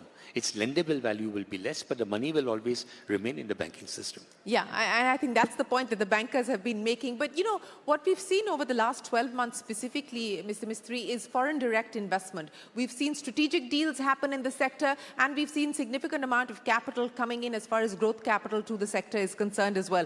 Do you believe that that is likely to continue? Do you see more of that? Do you see more strategic deals happening in the Indian banking sector, driven by FDI? I think so. I think you will see more strategic deals happening. Indian banking system is extremely attractive from a foreign investor perspective. A lot will also obviously depend on the regulators and how they, take into account or whether they encourage foreign capital or not. But yes, the attractiveness of the Indian banking system to foreigners is tremendous.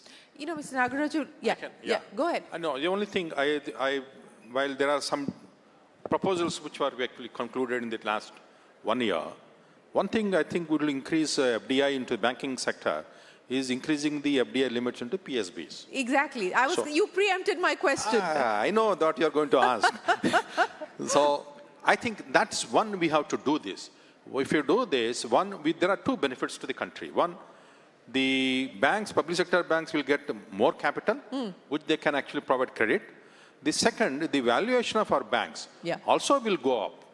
And then investors also will make money. So that's a win-win situation for everybody in the country if you are able to increase FDI into public sector banks. But may I ask you, sir, this was also under active consideration when you and I last spoke exactly this time at the Banking Transformation Summit. What happened to that? I hope everything will happen together. Everything, a package deal. I'm very positive. Package deal. Huh? A package deal. But when do you have I think probably the banking committee, high-level committee, also is going to look into this. I know one of the things that, Mr. Nagaraju, you've of course been also championing within government with not that much success is tax and to ensure that there is no disincentive for people to actually put their money into banks as opposed to elsewhere. Again, any takers for that? Have you been able to convince people on that front? No, I think my principle is that the savings should not be disincentivized based on instrument. People should be allowed to save, either mutual fund or bank deposits or any other form. And one instrument should not be taxed higher than the other instrument. Tax neutrality should be maintained. Now, that way, the bank deposit is disincentivized. Let us hope this issue has been being discussed. I hope the government will consider, because increasing bank deposit is crucial for financing the higher growth that we have set for ourselves. That is very important. Mr. Mistry, since we're talking about the future, sir, regulatory risk, how much of a factor is that for the financial services sector? Do you believe that that is a crucial aspect that needs to be addressed at this point in time? Or do you believe that, the foundations have been set? I think the foundations have been set. Some changes here and there can be made. I can just give you one example. There is, when you're looking at the banking stocks in the stock market, there is this MSCI index. And a lot of passive money is today coming through the MSCI index rather than through active investment. Now, there is a foreign ownership limit in banks of 74%. Yes. Which is really just a maximum number. It really doesn't mean much because everything is regulated very, very closely. You can't buy more than 5% shares in a bank, or in certain cases can go up to 10%. So everything is regulated.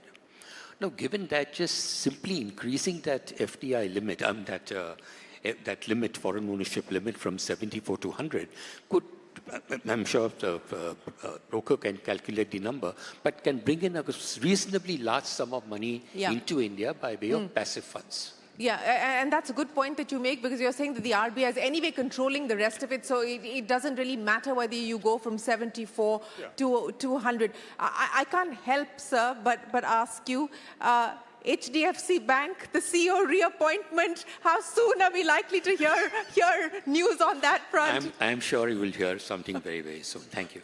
Yeah, something very, very soon. I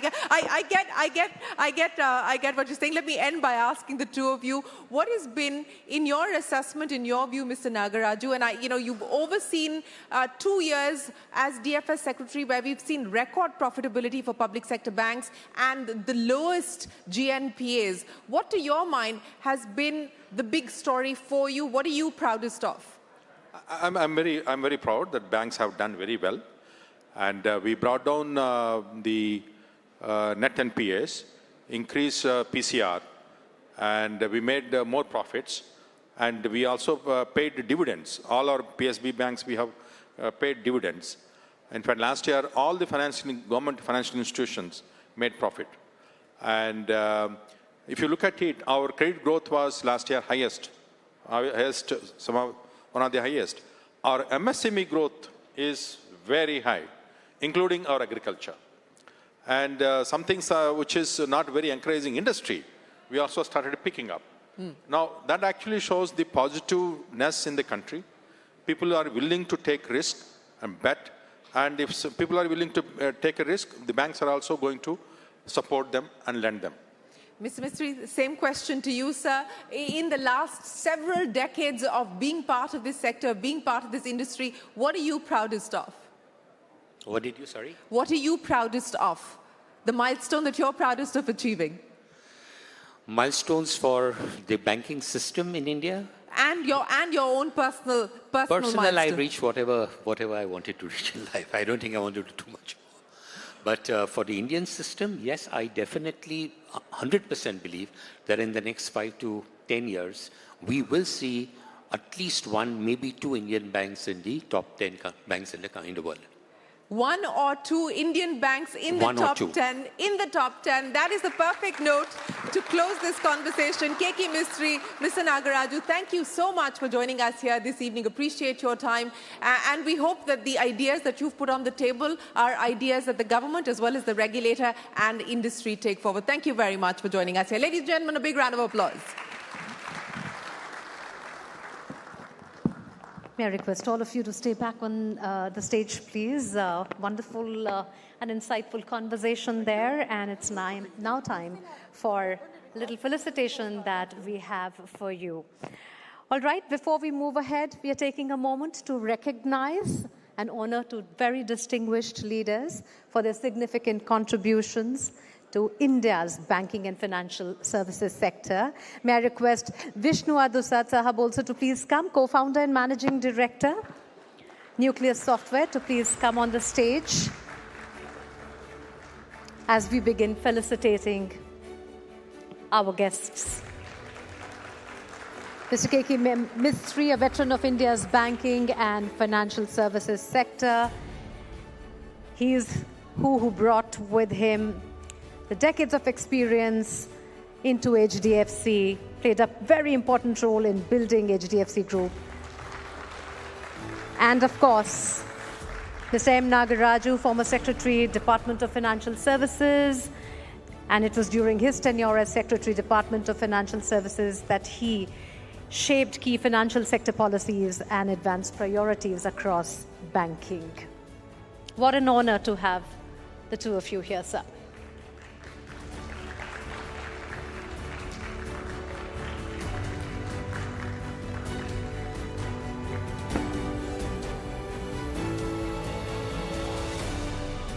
Thank you, sirs. All right. Thank you, Shireen.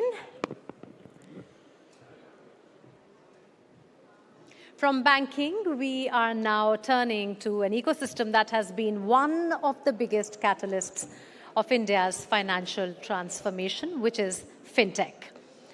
Now, India's fintech journey has been defined by not just innovation, scale, but also the ability to solve for the needs of a very diverse market.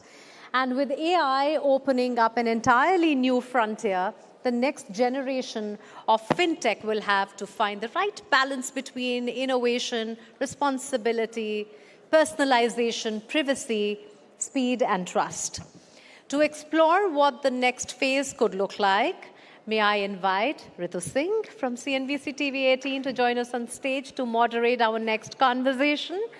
And joining her on the panel are Anirban Mukherjee, CEO, PayU, Akash Sinha, co-founder and CEO, Cash Free Payments, Miten Sampath, interim CEO, Cred, Sohini Rajola, executive director, NPCI, and Ranveer Singh, chairman and CEO, Kisht.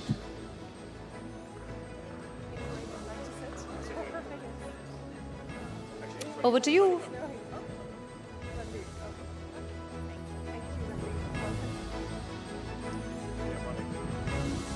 Thank you.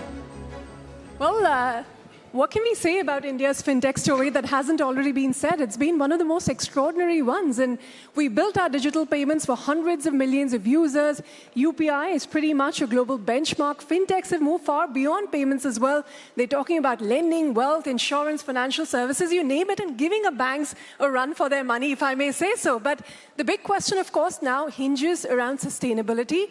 Now, who pays for this huge infrastructure that has been built, that powers this kind of a growth? The government, of course, has opened the doors to MDR, which is a little fee that merchants will have to, start paying to ensure that this massive UPI ecosystem that we've built continues to live. So, we're here to talk about what that means, whether that makes the system sustainable, and what the next leg of opportunity for scaling fintechs would be. So, again, gentlemen, and Sohini, thank you so much for being with us here. And Sohini, since we're on the topic of UPI, and, we recently just heard from the RBI Deputy Governor that it is very much in your hands, how the whole system gets shaped up, what the fee structure would look like. So just start by giving us a lay of the land. What kind of a fee would make the system sustainable? And, what happens to merchant adoption? Do you expect some resistance to begin with? Thank you, Ritu. So, while I won't comment on exactly how this is going to shape up, because there is time and there's a process for that, but I think the important thing is to first take a look at how far we've reached, right? Like in July alone, there were about 24 billion. 24 billion, 23.66. Yeah. So we will not round that off since it's in billions, transactions, and nearly 30 lakh crores, again 29.8 lakh crores. Roughly 1 lakh crore is what is being transferred using UPI on a daily basis, right? We are at that scale, one would think that you actually just reach saturation, but it's not true. We have a really long way to go. Like UPI, though it seems ubiquitous to us sitting in this room, we're only about 240 odd daily active customers, 240 million, about 500 million monthly active customers. That is still a very, I would say, much lower than the number of people who have bank accounts, number of people who have access to internet, and number of people who have mobile phones. All the three things that are needed for a digital payment. In fact, I can tell you anecdotally, I have taken an auto in Mumbai where the driver said, I don't have a smartphone, I don't accept UPI, so give me cash. So there is a long way for us to go. There's a lot that He didn't even use UPI Lite? No, he didn't. He didn't. And I'm telling you, that's why there is a lot of work for us to be done. Because, you know, when people say UPI penetration, it's very easy, and I think it's the lazy thing to do to say, let's look at tier 3 or, you know, back of beyond or something. No, it's in cities. If you take the gender diversity there, you will find that there are more women who need to be on UPI. So there's a lot of work for us to do on getting the basics right, and then marry that with what is required in terms of dealing with the new cybersecurity, the new innovative use cases. We need to get to agentic. Like there's that whole spectrum that needs to be covered. That's a so very interesting insight that, you know, even the urban metros are not saturated and there's more work to be done there. You know, but for all of those that seem to have a bit of a resistance to the idea of a fee coming onto UPI, just give the audience a sense of what the cost of running an ecosystem that is supporting those kind of transactions is, and whether, let us assume that transactions above 2,000 only are charged this fee. Is that enough, being just 2 to 4%, I think, of overall transaction volumes? Is that enough to keep the system alive? See, I think, again, it's important to frame this right, Ritu. This is, and this is a life cycle of the entire, you know, where we have come to in terms of fintech and the digital transactions. There's a time period for everything. There was a time when you needed to get to, UPI is only about 10 years old. By the way, it's exactly 10 years old. So if you were in 2015, there was no UPI. And 2015 is not that long ago, right? So there's the scale that we have reached. The investments have not come from any single constituent or one part, right? There's fintechs, there's banks, there's technology providers, there's obviously NPCI. The regulators played a big part. So there's this whole ecosystem, and the people and the merchants have trusted. Like the DG in his speech this morning, you know, earlier in the start of this program, was talking about how the customer doesn't think about what all is happening when all of those digital payments are happening, right? The billions that are happening. So all of this has come together. It's not one individual. It's too simplistic to carve out to say, is this equal to the cost? There is this whole thing of saying, we've come this far, this is what has happened, now what does it take for us to go from Well, Sohini, let's say the Payment Council of India puts the number at 20,000 crores a year. Do you have a number? No, we do not have a number. I think there are different entities who can come up with different numbers. And an MDR that would make it sustainable. Is it 30 basis points? Is it 50 basis points? What will help? Ritu, I think we can, you know, we can talk about this till the cows come home. Oh, well. So I think we will It looks move on like we from shall, but Anirban, let me quickly come to you, since you look at this from a payments point of view as well. I mean, for someone like you, does this create an interesting paradox? You can simply choose to shift the customer away from UPI, or the merchant in this case, to maybe card, if there's a fee and there's some hesitation to it? Or do you think merchants would think of it as, you know, the cost of doing business and move on? Look, there is always an adoption curve. There's always a conversation to be had. But even if you take the largest of e-commerce merchants and we serve them, take a guess at what is cash on delivery today. The bulk of your transactions? The bulk of the payments go into cash on delivery, Yes. I know, but I don't know what the number is. Yes, it's about 30%. In many cases, it's north of 30%. After all of our efforts, that costs a lot of money. In some cases, it costs a merchant 400 basis points, right? Because with COD comes higher returns, higher frauds, lots of things. So when you just think of even a large merchant who will end up, you know, paying for this, there is benefit, first order direct benefit for them. And then there is massive second order benefits for the whole system, right? I think India is 30% 35% digitized, much more to go, especially when you think of B2B payments. If you think of all kinds of payments, as Sohini said, we are year 10 of a very long journey. It's a very long test series. We are in innings 2, maybe. Right? So from that perspective, some amount of revenues in the system that helps make up for the charges, that helps make up for the costs, for the significant more investments, I think it goes around in everybody's case. And if the whole country is digitized, we'll actually grow much faster as an economy. Well, Akash, do you have a number that you think would make it sustainable? Because you, again, interact with merchants on a daily basis. And also this interesting question that some people seem to be bringing up, because we're a Jagaru nation, right? So if you say 2,000 is the cap, will you split the bill into 1,999 and the rest to avoid it? I'm just saying there's a way around it. So what are you hearing from merchants on this? See, we serve largely online merchants, right? And for them, I think it's difficult to do what you suggested. See, for online merchants, converting a customer to a purchase, it's a costly affair even today, right? So just adding cost from UPI is not going to change the math for them, right? And plus, they already factor in the cost of payment by cards in their business model even today.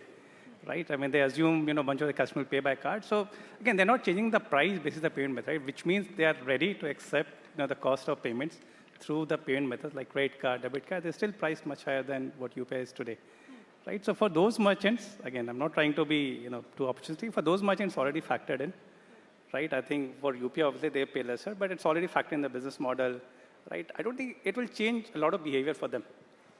Right, okay, that's encouraging to know if you think merchants will move on. Ranveer, what does it mean for a digital lender like you? Does it unintentionally tend to benefit you since it makes one form of payment, one form of collection a tad more expensive? First of all, I should rather humbly admit, when already everybody else has spoken, there's only so much I can add intelligently. But given this lacuna, still let me attempt. See, I think it is making a huge difference. At the end of the day, we are a digital lending company, and so is many other people. The moment you have a form factor where you are easy to repay loan, not only easy to repay loan, but get into the UPI auto-pay kind of an arrangement, that makes a world of difference. So much so, not only true for me, but many other players, the difference between NASH and UPI auto-pay has, the swing of the pendulum has completely on the side of UPI auto-pay. So I think it's a very, very, important step from a repayment standpoint. I don't think the MDR coming in there is going to make any significant impact. I think the simple rules of lending, which is to always assess a high-quality customers, differentiate between, rank order the risk, I think those will be far more overpowering considerations vis-a-vis this one. All right, take that point. Mitheen, since you're the one perhaps on this panel that serves only the affluent customer, so the one that probably will be impacted more than the rest, what's your take on the whole thing? I mean, I'll just, continue what Ranveer said. I think most of my co-panelists have made all the right points. I don't think there's any, I don't think the affluent customer or the customers that we serve are going to be very concerned about this. I think they're going to be generally happy that the UPI, as Sohini said, wherever they go, they want to pay in the most simple and low friction method. So if more and more transactions get digitized, that's always a good thing. And affluent users prefer that. They prefer swift, smooth, safe, and secure payments. So I think it's a good thing overall for the whole ecosystem.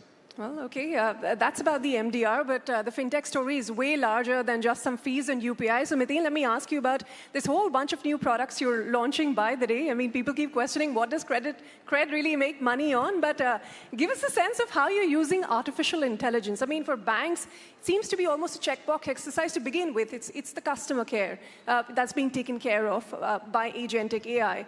What are you seeing at Cred that is making the most amount of difference? Thank you for that question, Ritu. So for us, I think there are three broad dimensions we're thinking about. First is internal productivity. I think the pace at which we are able to produce new features, new products, and put them out in front of our customers has rapidly increased. With the same size of engineering team, we're able to put stuff out in a much faster way. You're seeing that with stuff that we launched yesterday and even more. So that's a very big upside. And eventually, we think about that in a manner to say, how can we serve our customers faster? Can we solve more problems for them at lower costs? So that makes a huge difference. The second is all the usual stuff that you mentioned, which is, can we make a customer experience on support a lot more intuitive. A lot of times, the challenge is to try to get to what the customer is trying to tell you, right? And it takes a lot of conversation. And with AI, that's become much, much better. And I think the third is trying to experiment eventually with the user experience itself. And I think there are two areas where we are seeing this happen, which is, financial transactions in general are probably the most complex that a customer generally has to deal with. So the range of how they might think about the problem and how you might sort of interpret is very wide. So we are seeing a large impact on the way in which customers are interacting with their credit scores. And that's really changed in a very big way. And so on the credit product now, you can ask a wide range of queries related to your credit score. And we are seeing that both customer satisfaction on that understanding and then next steps around that are changing. But would you be able to pin down a certain percentage or some sort of efficiency meter to say the customer conversion or the customer retention has improved thanks to what you're doing with AI? Look, the CSAT for all of our customer support has shot up by sort of 15 to 20 basis points, 15-20%. 15 to 20% increase in customer... CSAT, customer satisfaction on support has gone up by that much. The number of things we're able to do using AI, I think we're doing 3 to 4x than we were doing before. All right, that's quite something. Ranveer, I wanted to ask you, has it come to a stage where you can completely trust AI to make the digital lending decision without any human involvement at this stage? So first of all, I should say AI is making a huge impact. Needless to say, I may not be, sharing a state secret if I say that. I think the difference has to be drawn between in traditional lending. The key question was a deceptively simple one, which is whether the customer will repay or not. While with AI, you are able to ask much richer set of questions. These questions are, in what circumstances the customer is going to pay? What is, are you able to pick signals before something deteriorates? Are you able to see the pattern similar to this person, to the million other customers who have paid? Not only that, even to the extreme of saying what is going to be the probability of default tomorrow, as against, laying for many, many other things. So I think the vast potential of AI is just beginning to touch us. There's a big, impact it has to be created as we go along. But dare I say that one should not be suspicious of false precision which an AI can give. Because, billions of data used can produce nonsense in a very magnificent manner. So one should exercise that caution. But talking about is machine taking a decision and is AI helping, take that decision better? The answer is a resounding yes. All right. Okay, but not completely without any kind of human intervention whatsoever. I think industry has already moved.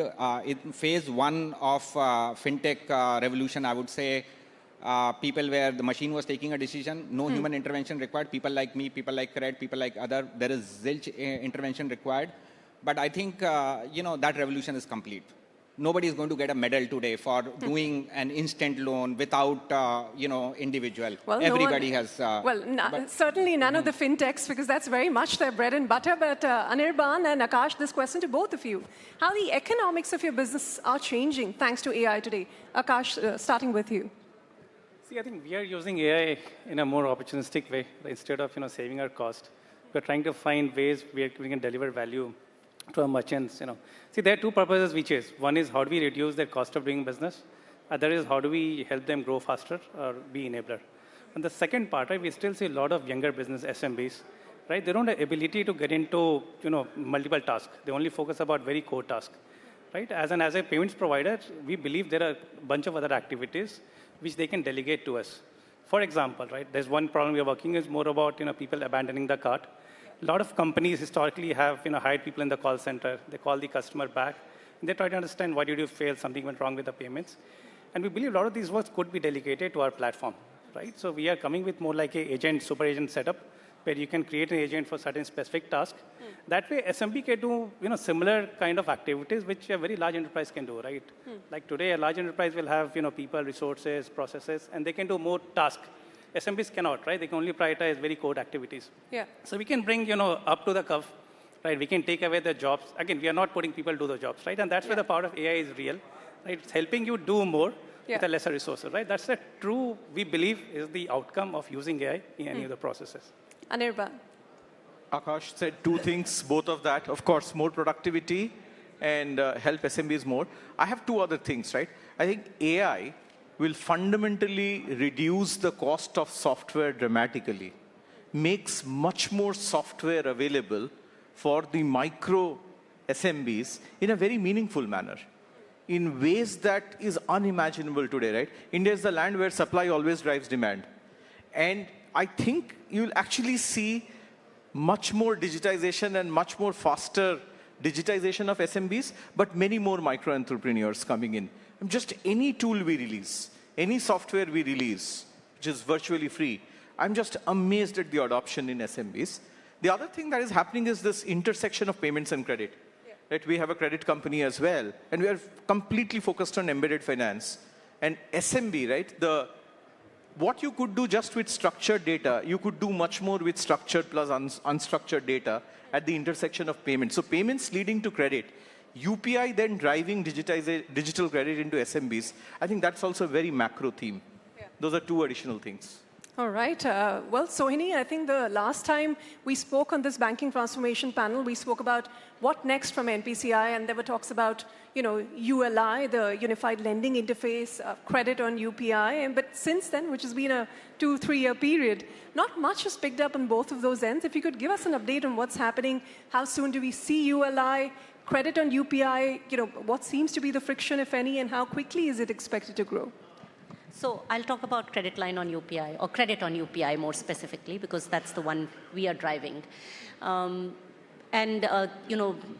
think at NPCI, we thought this would pick up a lot faster than it has picked up.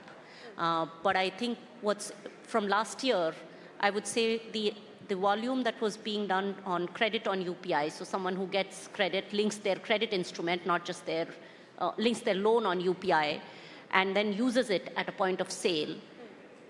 What we were doing in a year last year, or what we did in the entire 25-26 financial year, now roughly half of that, or actually that same amount will be done in a month in the next 2-3 months by the end of next quarter. But it's on such a small base. So just to put numbers in perspective, for example, for the entire last year, for all the people who linked a credit, either a loan or an OD or any other kind of instrument, and instead of using their bank account to pay on UPI, were using this linked loan account, the total amount was in the range of about 1,000 crores. Now we're doing 500 crores a month. It should actually be tens of thousands of crores a month, because I think that is really again, goes back to what we've been speaking about in this forum, to say, you have to be able to have people, one, offer credit based on the flow and the information and the rich data that is available. Secondly, when the customers are able to link this credit on UPI, then the lender gets better discoverability, better visibility of where the credit is being used, and through autopay that I think you mentioned was about better ability to, or lower the cost of recovery. The same thing for the customer, it is much easier because all the customers who are right now not using UPI may not be just because they do not know UPI, but maybe because they are waiting for the credit. It's not like they have the amount in their bank account to be able to then link it. And the interesting thing there is how both the government and the Reserve Bank has been helping with pushing that further. So many of the government schemes like the Kisan credit card or the Mudra loan, etc., now are being linked. In fact, a large number of PSU banks are also now picking this up as saying this is one way to be able to get UPI and digitization faster across. But what about ULI? So ULI, I think, is something which is being driven by RBIH. So I don't have much context on ULI, so I'll not be able to Let me comment ask on you that. another interesting development, if not slightly unrelated, is the entry of Apple Pay in India. The rumored entry of Apple Pay in India caused quite the buzz, but it seems that they're entering India without UPI. They're not going to be available because of some regulatory issue with NPCI yet. If you could give us an update on what really is happening there, because people would like to know, and what the entry of a player like UPI would mean for payments in India. Yeah. So, we introduced BioAuth on UPI last year.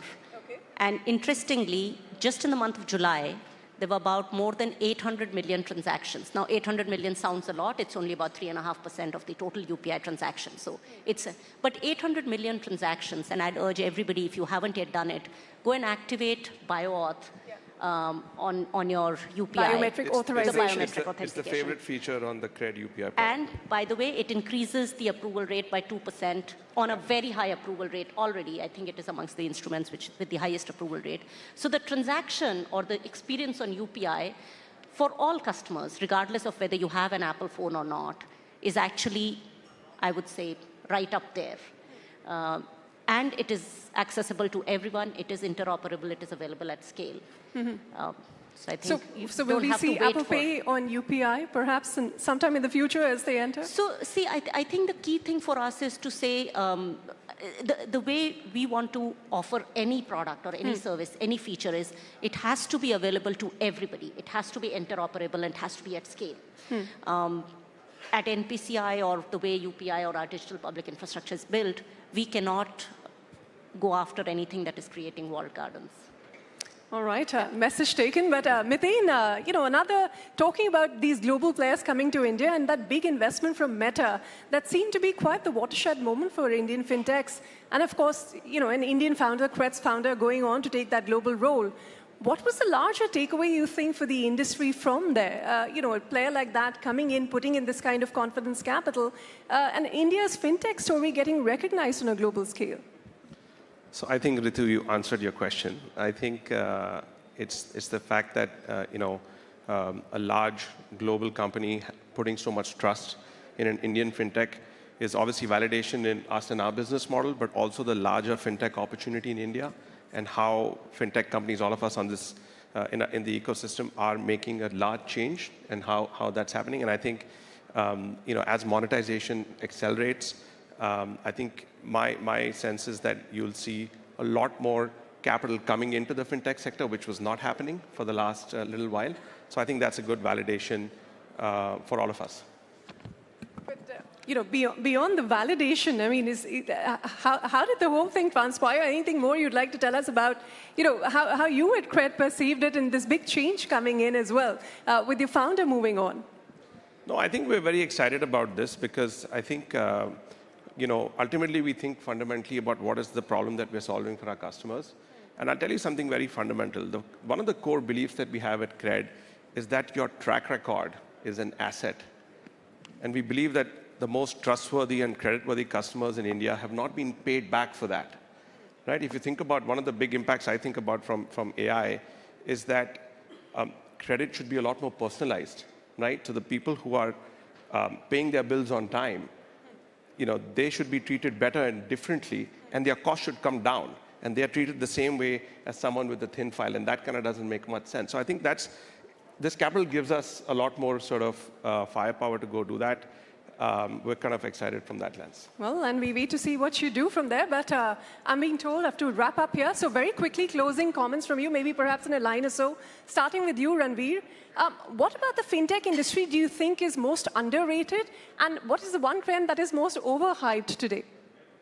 I think the fintech's ability to follow a velocity, go after narrow segments with almost obsessiveness around, in a very granular manner, I think is very, very underrated, extremely underrated.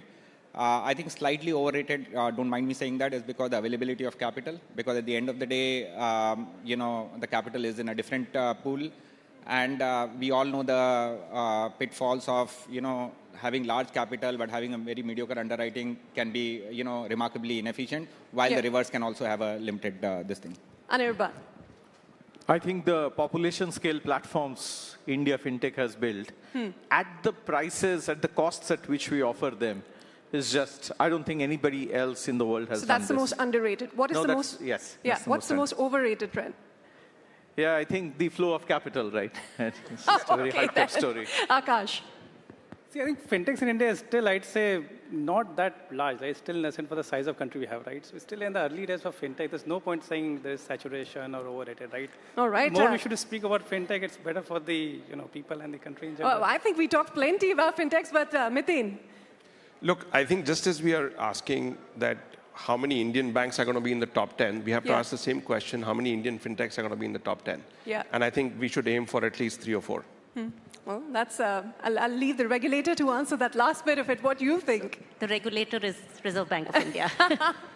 So I think the fact that we have all of these transactions and all of this information and the AI capability and the brilliant engineers and everybody, but we still have people who have to actually, go to informal markets, or you have these boards saying, convert credit card to cash, which you can find even in Mumbai. I think that is the opportunity. So whether you call it underrated or overrated, with all of this, what is the impact that we are creating with all the digitization and the digital payments? Well, fair enough on that note, and hopefully see a fintech in the world's top 10 countries. Why just banks? On that optimistic note, ladies and gentlemen, thank you very much for joining us here. It's been a fantastic panel, and thank you all for listening in. Thank you.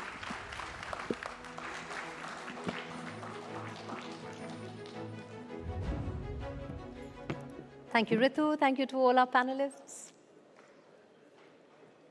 Can we have a photo op? Where is the camera person? Ah, there.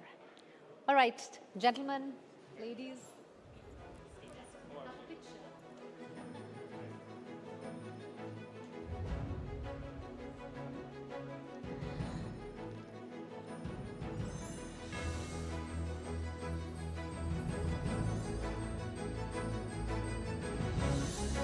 Thank you. Thank you so much.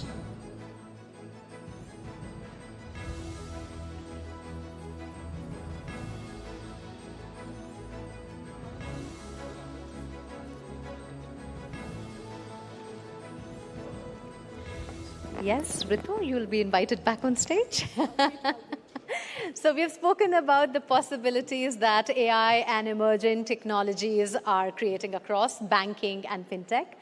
But now we are turning those possibilities into real-world outcomes. And what it requires is the right technology foundation, one that can combine intelligence with scale, agility, security, and resilience. And our next conversation looks at just that. For a spotlight interview titled Building the Intelligent Banking Stack, please join me in welcoming a leader who has been closely associated with the evolution of technology-led transformation in financial services, none other than Mr. Vishnu Ardasad, co-founder and managing director, Nucleus Software. And to take this conversation forward, may I have Ritu back on the stage.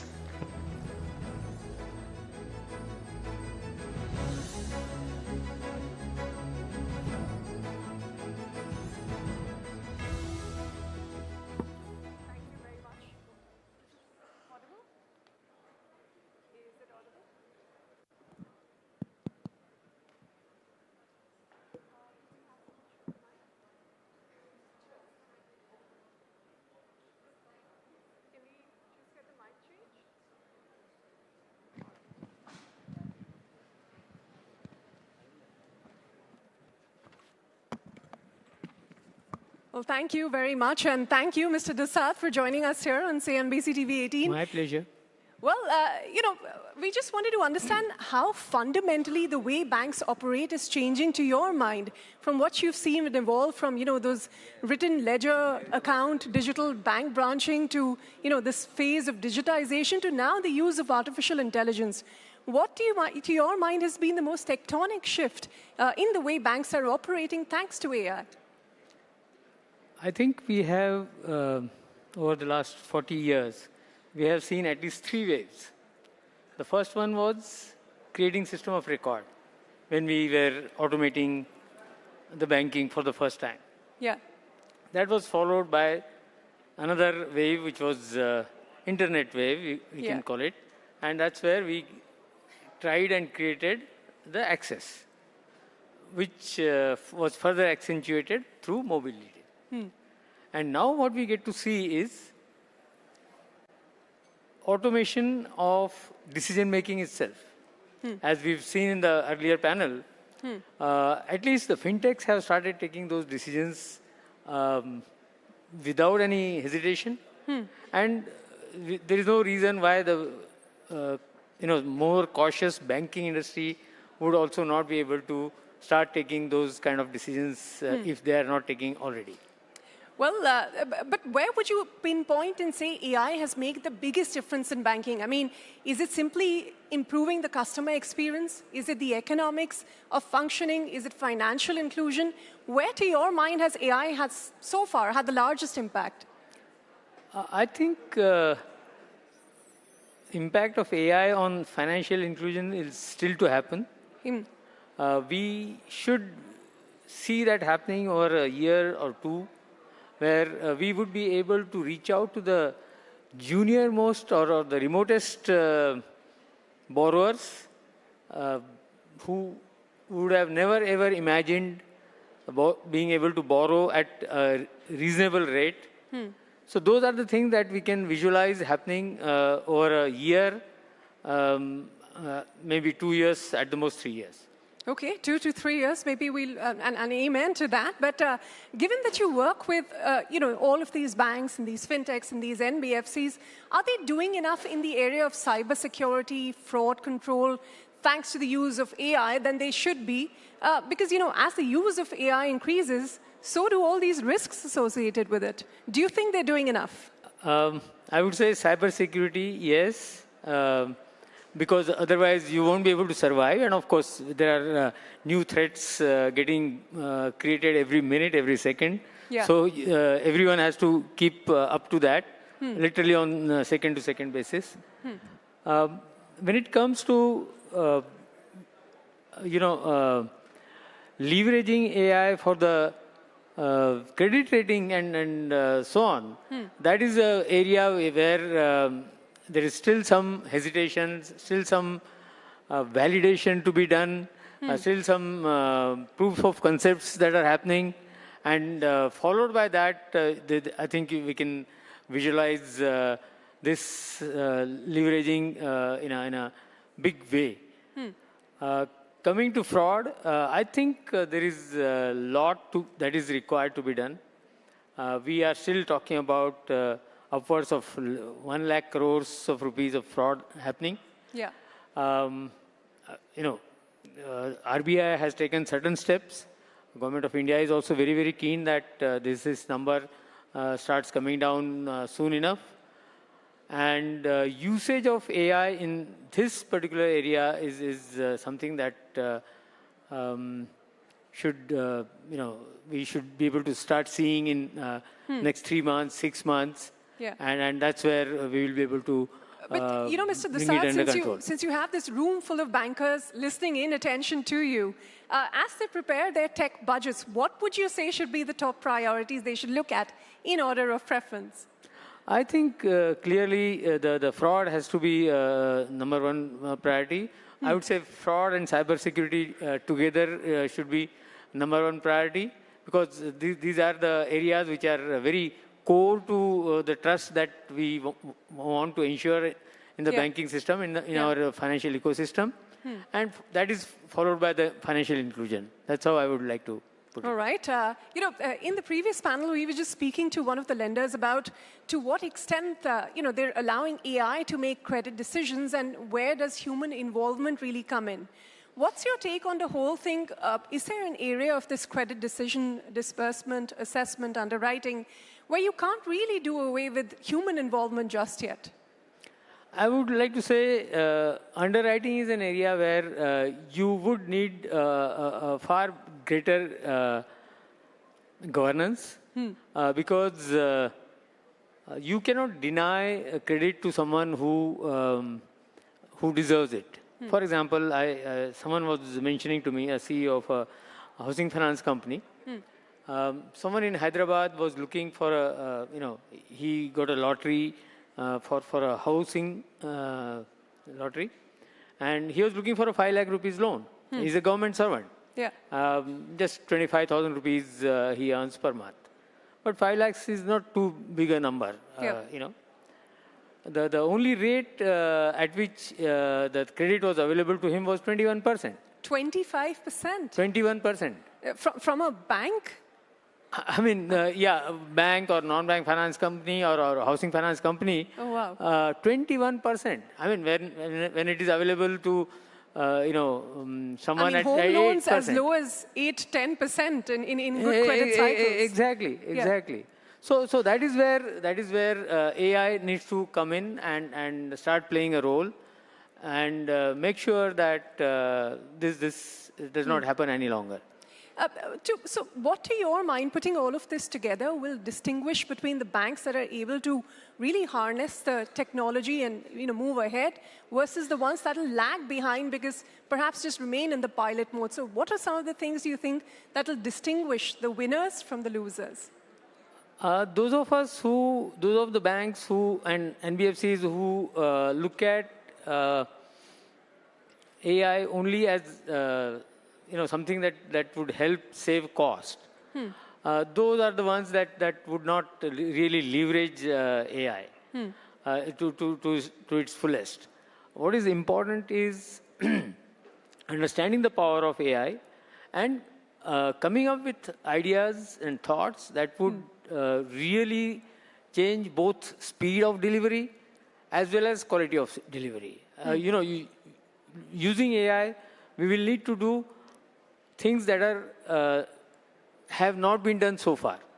And that is how we will be able to create solutions, create alternatives which are picked up by people really.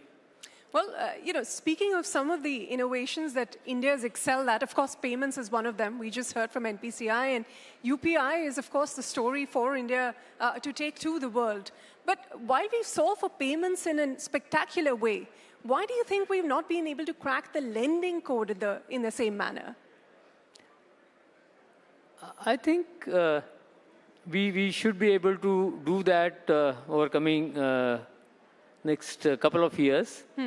The reasons I feel we have not been able to crack ULI to date is our deep understanding of the lending process. We need to understand, lending in a much deeper manner. See, payments are relatively simple.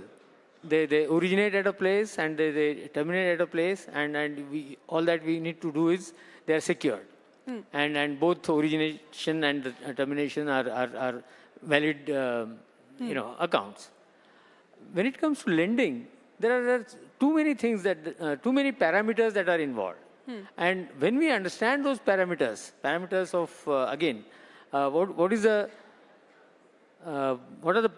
are the parameters based on which you will be able to judge the repayment capacity and the intent, which are very, very difficult to convert into a digital form.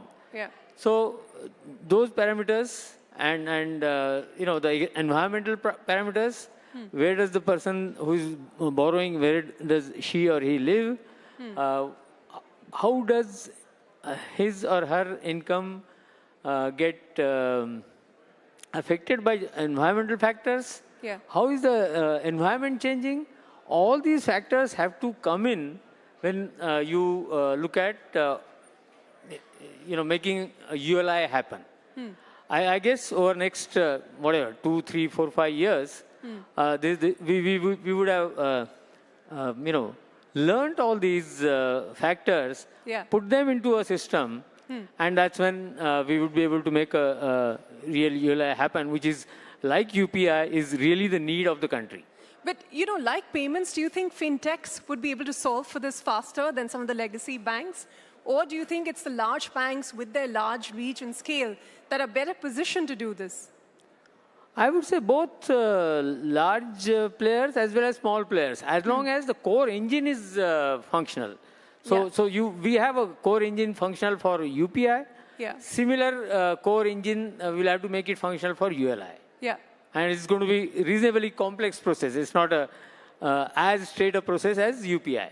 Well, since you bring up ULI, what are some of these tech advancements in the field of finance that bring you the most hope? ULI is something that's yet to, come into being, to, be put into force. But what are you already seeing on the ground that gives you most hope, for India? I would say governments and RBI's backing of this kind of process, that alone is good enough. it needs to be further backed up by reasonable quality of technology. And now with AI coming in, and reasonably deep understanding of the lending process itself. These two factors put together, we should be able to make ULI happen. Well, finally then, let me end by asking you, Mr. Dusad, since everybody's talking about the need to see Indian lenders, Indian banks, and as Miten said, perhaps even Indian fintechs in some of the world's largest top 10, top 20, top 50 banks. What to your mind are some of the things that will help us get there? I think doing the same thing in a much more efficient way and much more effective way, taking our credit to the remotest corners at some reasonable rates. That is what I would say would help some of our banks get into top 10. I see no reason why we should not be able to get in top 5 also. Because the need continues to be there. It's our systems, our ecosystem that needs to improve. Yeah. And some, as I think Deputy Governor also mentioned, some more risk-taking from the banking industry. Just the way NBFCs are taking more risk, the banking industry needs to take more risk, and that's how they will be able to grow at rates which are more than 18%. Is that going to be your final message to the audience here today? Be bold, take more risks? No, absolutely, because technology is there to support, and technology would be able to explain them how to further take those bold steps and make things happen. All right. On that very optimistic note, Mr. Dusad, thank you very much for joining us here. Pleasure speaking with you. And thank you all for being a wonderful audience. Thank you. Thank you, Ritu. Thank you, Mr. Dusad. That was one engaging discussion, which is also leading us now to our final panel discussion of the evening. All right, so we now move on and we talk about how NBFCs have long played a very critical role in extending credit to customers, businesses, and markets across India. And today, technology and data are creating opportunities to make that reach even more intelligent and personalized. But as the sector evolves, scale must continue to go hand in hand with resilience, responsibility, and trust. And our final panel brings these priorities together with the topic, NBFC Redrawn, Intelligent by Design, Trusted by Bharat. To moderate this conversation, may I invite Prashant Nair from CNBC-TV18 to join us on stage. And joining him on his panel are Mr. Abhishek Dwivedi, Managing Director and CEO, Navi FinServe; Sudipta Roy, Managing Director and CEO, L&T Finance; Abhimanyu Munjal, Managing Director and CEO, Hero FinCorp; Jairam Sridharan, Managing Director and CEO, Parimal Finance; and of course, Prashant's here to take this forward. Over to you.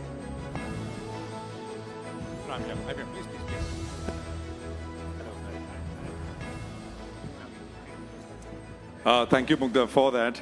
You know, we've heard from the banks, we've heard from the fintechs, and I was just thinking when I was down there that, if we were to use like military terminology, banks are like the heavy fighters, right? I mean, the armored divisions and whatnot. I mean, whatever, aircraft carriers, etc. Fintechs are like the snipers, and NBFCs are like the light armored division, if I can call it. But they're not light. I mean, they're huge. It's a big sector. As I think Sudipta was telling us earlier before the panel started, that if you look at new to credit, I mean, I think NBFCs are right up there in terms of getting customers to these lending platforms for the first time. So extremely important, I mean, despite the size, and we've got two NBFCs here who are listed, two which are unlisted. and all of them have done phenomenally well. So I think, and of course, I mean, on the panel here, we're also known to occasionally make headlines or two. I think Jairam a couple of years ago talked about unsecured credit being a big problem area. And a couple of, I think about a month later, we had those regulations from the Reserve Bank which came through. So we'll see what we get today. But it's a pretty diverse set. We are covering mortgages, LAP, we're covering two-wheelers, consumer, and of course, I mean, L&T Finance, which of course is retail, pretty much all segments out there. I want to start with, of course, a regulatory point. First of all, gentlemen, thanks very much, all of you, for being here on this panel. Jairam, start with what is top of mind, which is the Reserve Bank of India circular, the draft circular with regards to revolving credit. How big is it? I mean, of course, we don't know if this will go through in this current shape or form it's being put out. But one reading and one feedback that I've got is that it's pretty sweeping if it were to go through like it is being put out. Your sense? Thank you for having me, Prashant. My answer to you would have been very different 15 minutes ago. But I met Lata offline, and she tells me that she did some interview recently, which I have not seen. In which she claims that there has been some clear indication that the intent behind the circular is not to be very disruptive, but to just clarify procedurally how things are supposed to go now. I have not seen it, but I hope she's right. I think Lata wanted to do a story tomorrow. Yeah. I think you've given the scoop out one evening earlier. No, we just heard from a deputy governor. Oh, all right, you just said it? Okay, all right. I didn't hear it. So clearly I missed something. So, see, in original form, when we first saw the circular, थोड़े तोते उड़ गए हमारे कि यार ये क्या है? So it's a part of the business which has, I don't think, caused any particular challenge. It hasn't really driven any particular problem in the industry. It has largely been targeted at a segment which clearly needs that value proposition, etc. So I really hope that the way the industry first read the circular is incorrect, and the interpretation that I'm hearing now is the correct one, that it is supposed to be clarificatory in nature with respect to definition of businesses and processes. But if it were read in its original form or to the letter, it would be very disruptive to a lot of products and that target the MSME segment, and products which are perfectly safe, like loan against shares, etc. Very hard to see what the difference is in terms of overall risk and why you would want to kind of shut that down. So a lot has happened, it looks like, that I have clearly missed in the market, but feeling a lot better now after having heard this than I was feeling 15 minutes ago, honestly.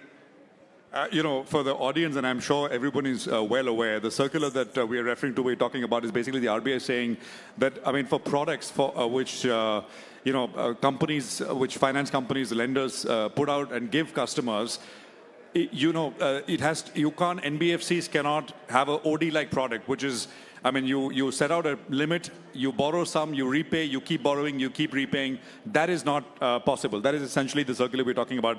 Just one quick thing, Jairam, on for NBFCs, wasn't it always the case that you had to have a defined kind of limit, defined duration? It was always the case, right? So yeah. How is what the RBI is now saying inconsistent? Actually, you could argue that it is consistent, and what was happening till now was inconsistent. Okay, now you're going to get me in trouble. See, there is a letter of what revolving credit means and what term loans mean. In general, everything that NBFCs are doing sticks to the letter of being term loans and not revolving credit. However, there is a broader way you could invoke the spirit of revolving credit, which is that you're not underwriting the customer again and again, but you're taking the same underwriting and then you are carrying it through renewals, etc. A lot of the ways that products like loan against shares or products like Flexi in personal loans, etc., have been implemented as term loans, right? If you look through how the loan actually shows up to the customer, it does show up as a term loan. Yeah, the design is like a term loan, but it works like an OD product. Yeah, so the effect is like some sort of a credit which is available to them on tap. I would not use kind of the technical word revolving credit because it's not meant to be that, but it is kind of an on-tap credit available. Disabling that from a kind of spirit perspective would create shutdown of a lot of products that are out there. It would also disqualify a lot of the areas where investments are going on right now. I saw the previous interview where Ritu was asking Sohini about lending on UPI.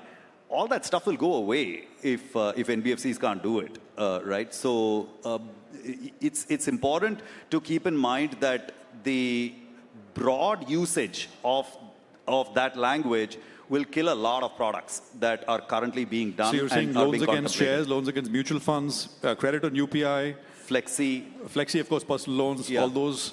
Yeah, everything goes. So and a lot of the supply chain type products are, sometimes also set up like that. Lending against gold digitally, I mean, those kind of things as well, which is exactly. Digital loans which have revolving component. A lot of that stuff goes out, and many of these are sunrise sectors, sunrise products. They're not very big right now, but they are sunrise products. So people like us are all making investments in them. So it would be very disappointing if they were all to be disallowed. But you're less disappointed than you were 15 minutes back.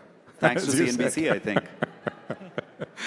Sudipta, come in here. What is your... I just want to sort of get a quick round on this important topic, and then we'll move on. Just as a little aside, you compared banks and fintechs to different... NBFCs are para-commandos. We go where others fear to go, right? But, joke apart. I think this has got multi-dimensional impact. This is not an easy thing. Primarily because, it touches, it's not only about the flexi loan product, it touches supply chain, it touches inventory funding, it touches, some part of personal loans, derivatives which were there with some of the fintechs, it touches that. And frankly, whether it touches loan against shares, etc., it's a slightly gray area because it's a secured asset on the other side. So, frankly, first and foremost thing, I think very cogent interpretation is needed as to what it touches and what it does not touch. I think the Deputy Governor's clarification in the evening gives us a ray of hope. But, the total outstanding that we're talking about is anywhere between, the numbers vary, but I think it's ballpark between 1.5 lakh to 2 lakh crores that have this sort of structure. Around this, in this form, which especially done by NBFCs. So around 2 lakh odd crores from between NBFCs. 1.5 to 2 lakhs. You do not have the exact number, but our ballpark is between that number. Now that's a pretty large number, and the fact is that again you talked about UPI on credit. Though it's not open for NBFCs as of now. But the fact is that if this regulation were to apply in its entirety, that goes out of the window, right? So, as I said, it's got multidimensional impact, and as an industry and being a board member of FIDC as well, which is the NBFC SRO body, what we have decided is that we will initiate dialogue. Obviously, we need dialogue with the regulator, and we need to sort of reason through as to, where is the sort of hesitation for opening up this sort of products, because I do not think it's a risk issue. Personally, I do not think it's a risk issue. I think the risk of this sort of products have been administered pretty well. So I guess I think it's a principle issue more than anything else. And I think there has to be a dialogue on that principle. And frankly, I do believe that a positive outcome can be found. Just to I asked Jairam this: is the RBI kind of interpreting the rule as it were to be interpreted, and it was not being interpreted over all these years? That is one way to look at it. I mean, I know there's definition issue, etc., which Jairam also pointed to, but what do you think? As the governor said, that, in spirit, in principle, NBFCs were not allowed to do revolving products. And what they have done with the guideline is that put that in black and white. So that's what he's saying, right? But the fact is that what was a implicit understanding for many, many years, a lot of water has flown down the bridge, right? And the fact is that now, see, for example, let's take a small shopkeeper. A small shopkeeper might not have the cash flow wherewithal to take a CC limit or a OD limit from a large bank, right? So he wants a small loan, but with the same structure, right? NBFCs gave them the small loans with the same flexibility and structure. And now this is a large established product offered by many, not only a single NBFC, offered by many NBFCs. So I guess, as I said, this needs to be evaluated, a dialogue needs to happen. And then the regulator obviously will do what it wants to do in its infinite wisdom. And we will follow that. Fair enough. And you're initiating dialogue, and that perhaps is a process which will sort of lead us to finally what shape and form this takes. But Abhimanyu, your thoughts on this issue? How serious is this for you as a business first, and I mean your thoughts broadly? So this was coming.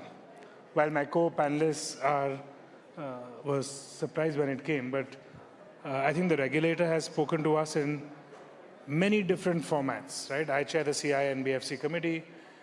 We've been in closed door with the deputy governor, with the CGM, and this was coming. They have spoken individually, and they've spoken to us in the group that they're not okay with revolving credit.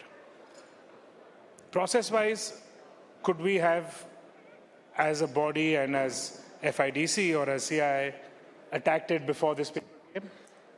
Could be yes, but it's hindsight, right? My reading is, from an SME perspective, this does not bar invoice discounting. There is a license of factoring, which RBI has issued, and we are one of the factoring licenses, and we do it we have a decent sized book. So it doesn't discount, it doesn't bar us, because that's a license issued by RBI, right? Which is a revolving credit, which is, I'm factoring so that doesn't bar us from there. Trades, it doesn't bar us from there. So I really feel the problem is the derivatives of personal loans, right? Where OD getting converted into EMI after 3-4 years.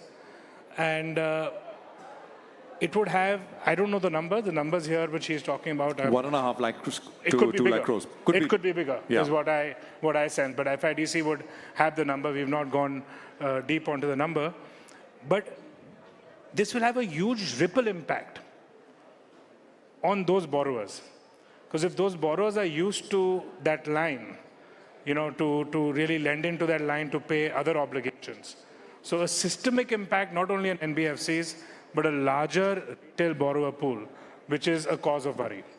And fortunately, the regulator hears, and if these numbers can be substantiated and that impact can be shown, I think there could be a grandfathering of such stuff. But for us personally at Hero FinCorp, we have a lot of SME, we have a factoring license, we do supply chain, which is invoice-based financing. I don't think we are impacted there. Fortunately, we are not into Flexi OD yet. So you're saying on the SME, on the business front, perhaps it should not impact, but that's my reading, because factoring is a license which RBI gives us. Okay. Invoice discounting is against an invoice, so it's really a line which I'm doing various tranches. Yeah. So it should not be an impact. Yeah. So let me get Abhishek in. Abhishek, you're doing, your personal unsecured mostly. You started mortgages in a small way right now. Yeah. Your thoughts on how, you just heard Abhimanyu paint the picture with regards to exactly that, which is personal, on the personal side. The impact will be felt in the most acute way. Your thoughts? I believe that initial reaction is fear of unknown. When something new comes up, you don't know how it will be interpreted. As Deputy Governor just pointed us out, probably the aim is to clarify and not to do something else. Honestly, my initial reaction was very different than what Jairam mentioned. There are two things, right? At least my understanding, what we do at Navi, we are largely PL. We always say that every underwriting is a fresh underwriting. So if a customer has come to you, you have given the loan. Now the customer is coming again to you. We do a fresh underwriting like the customer is coming to us first time. It's only that you have more data because he has served loan with you, so you know the customer better. But you assess that customer at that point of time as if you are assessing a fresh customer. that is there. Having said that, I think other ecosystem, if the interpretation would have been the worst possible, what we were thinking, it definitely would have hit that. But I believe that the industry is very resilient. See, ultimately, the point is that if NBFCs continue to lend someone over a period of time, it means they believe in the creditworthiness. And given that the numbers are good, it means that the creditworthiness of the borrowers are actually justified.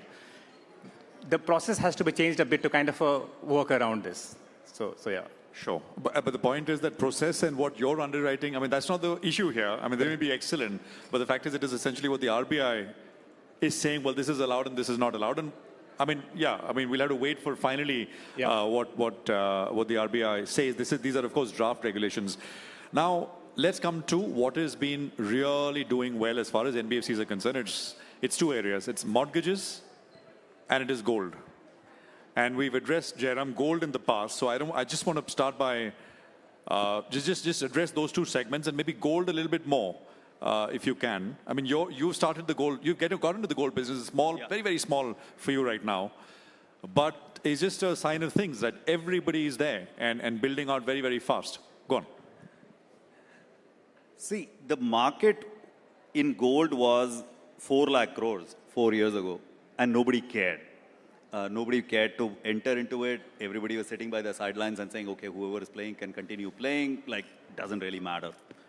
All of a sudden, over the last 2 years, it has jumped to becoming 21 lakh crores. At 21 lakh crores of AUM, it is a business that I cannot ignore. No large NBFC board is going to allow them to not be in this business. They'll be like, what the hell are you doing? It's the second largest business out there. How can you be, let's say, an upper layer NBFC and not be in that business? So everybody will be there in that business because of the nature of how the business works. It's the only high yield, low credit cost product out there. और कोई product में आपको 18% का interest और आधे टके का risk नहीं मिल रहा है.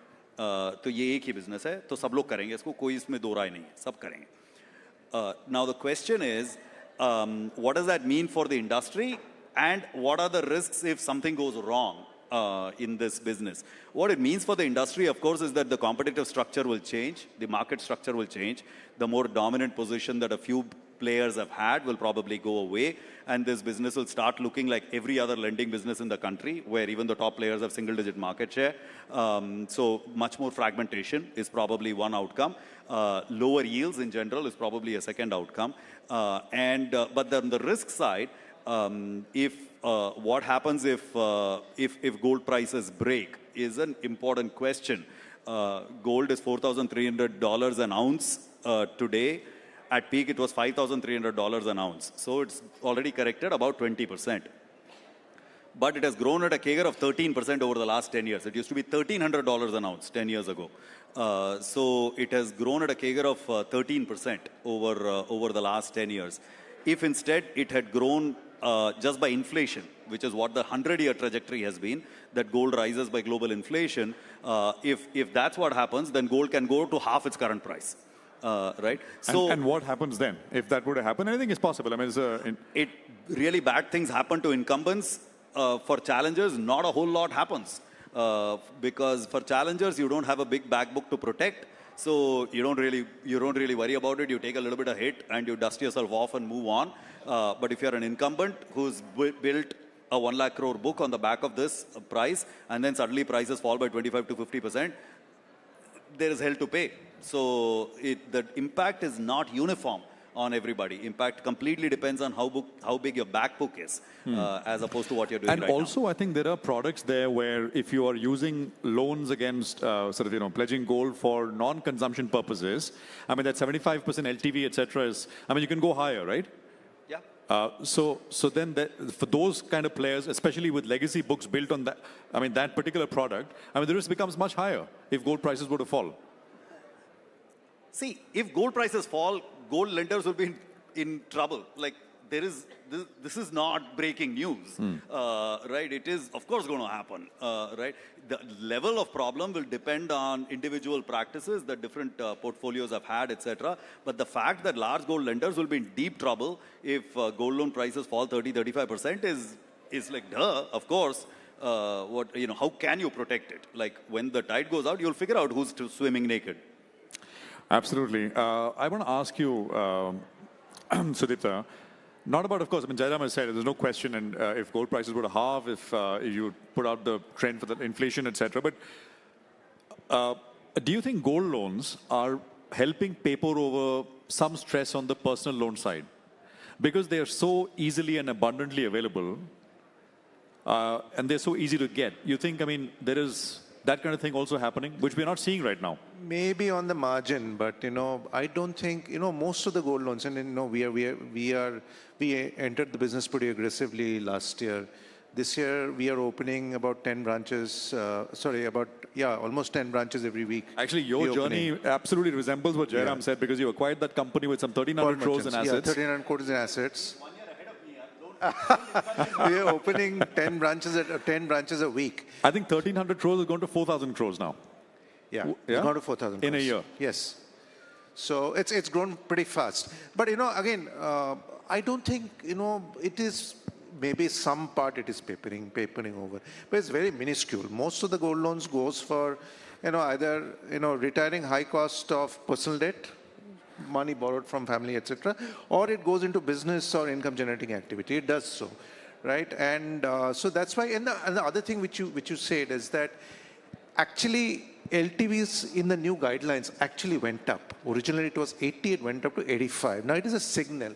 It is a signal from RBI and government that, if you want to credit flow in a large section of society that is otherwise credit ineligible, right, this is a surefire way of doing it. And historically, this asset class had got very low loss rates.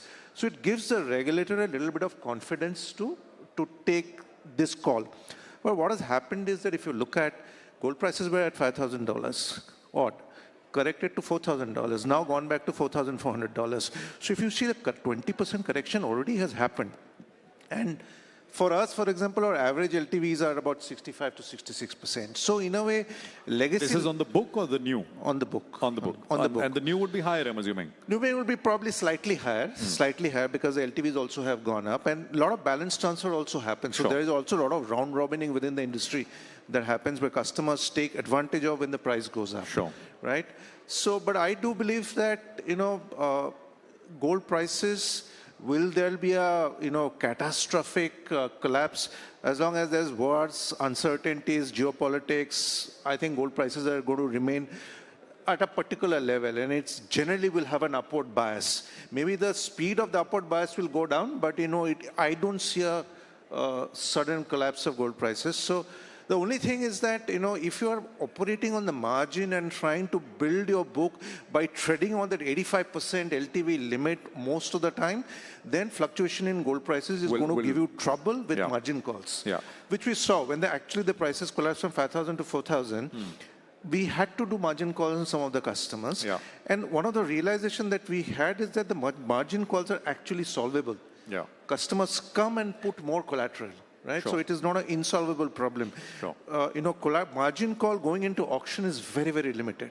So in a way, this industry has its own inherent safeguards built in, and this industry will grow. But will it grow at 50%? No, it will not. But maybe at 25, 30% growth rate, and you agree with what Jairam said, which is lower yields, etc., as a consequence of everybody getting in? That's the natural... I mean, it has to happen, right? If there is, a lot of competition, yields will temper a bit, right? But the fact is that will it go... This is an expensive business to do also. It requires a lot of infra. So I wanted to ask you, so I've heard attrition, for example, because you find trained people and operate it, it's a hard business to do. I mean, it's as high as 70, 80% in some cases. Is that true? Some of the legacy players obviously provide the pool to the new players. So some of the legacy players will see higher attrition, right? But the fact is, over a period of time, it'll settle down. Jairam, hard to get people as you build this out, or no?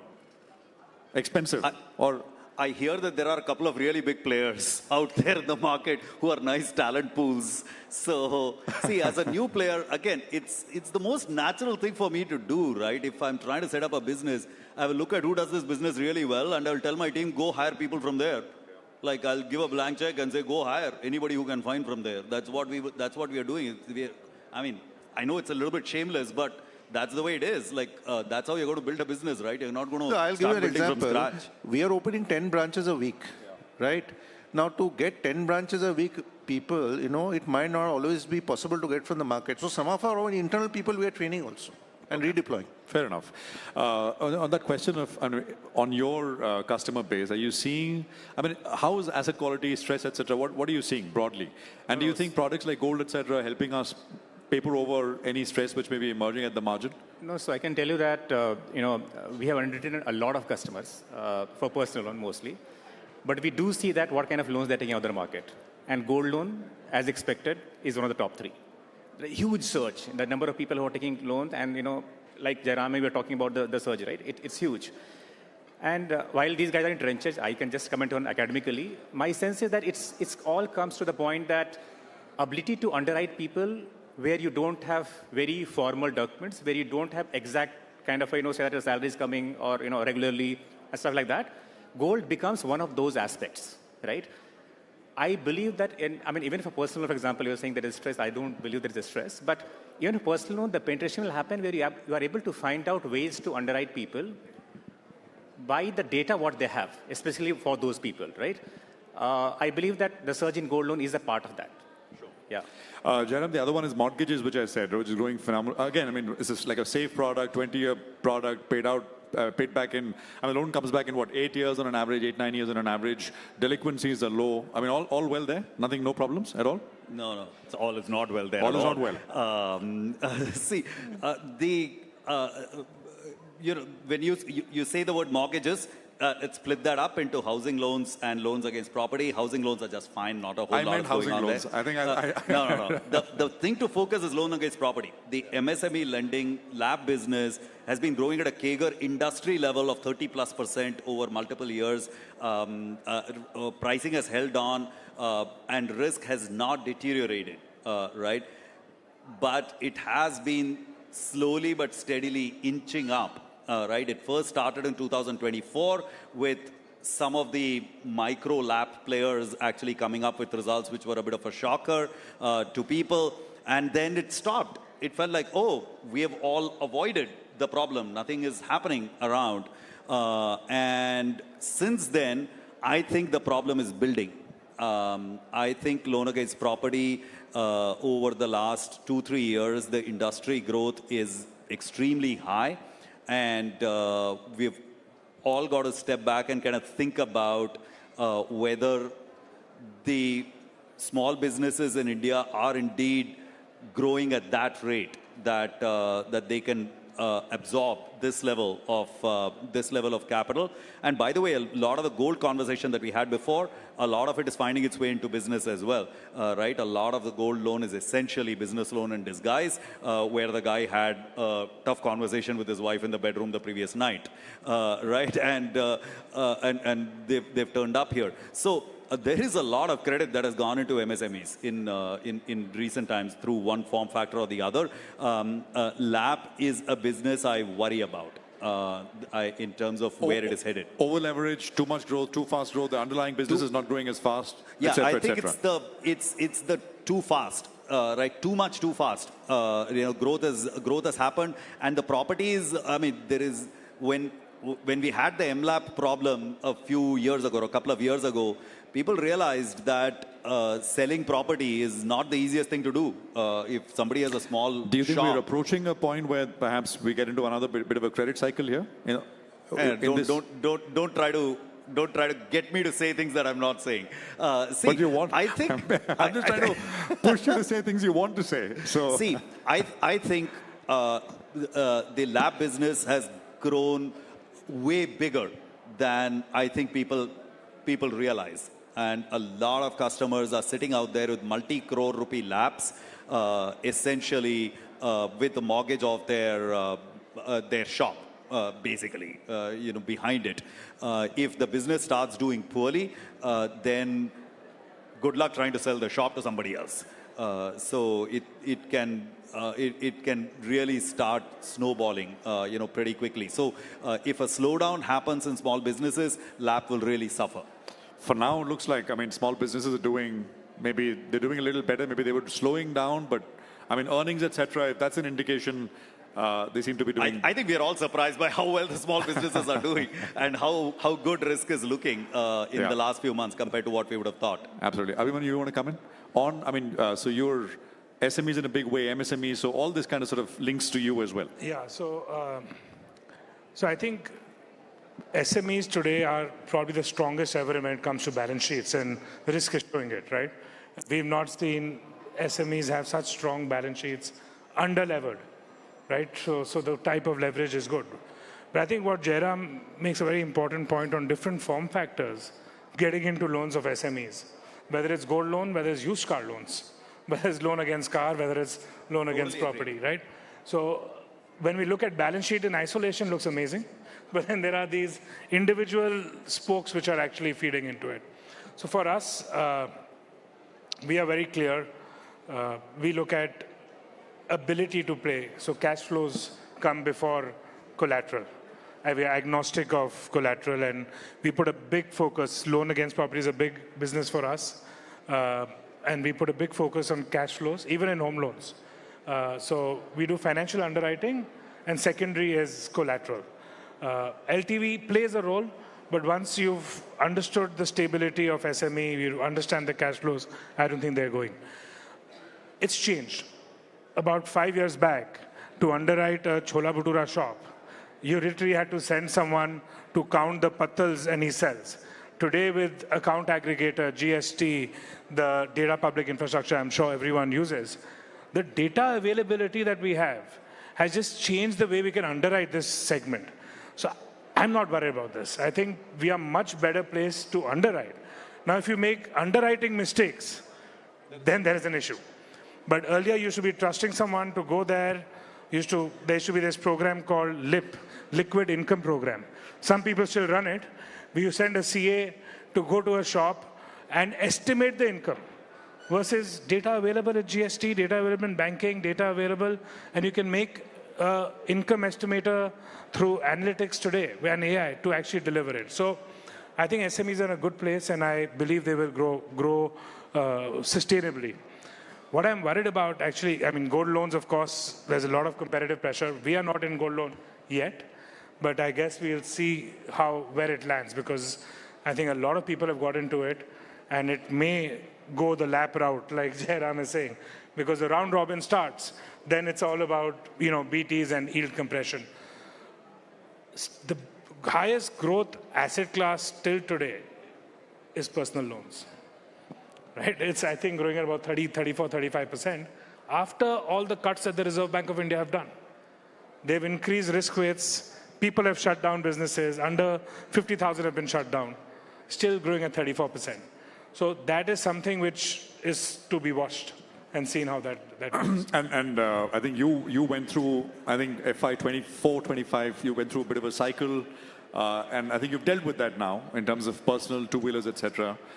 So you've had that experience in that sense. What can go wrong? Absolutely. So we've shut a few businesses. Yeah. Open market personal loan we've shut down. We've transformed our vehicle loan businesses, done a lot of analytics. So I guess it's not a lending business, not easy. You have to have the cycles. Yeah. And fortunate I've got the cycle at the right time. Yeah. And now we know what not to do. Yeah. And what to do and double down on. Yeah.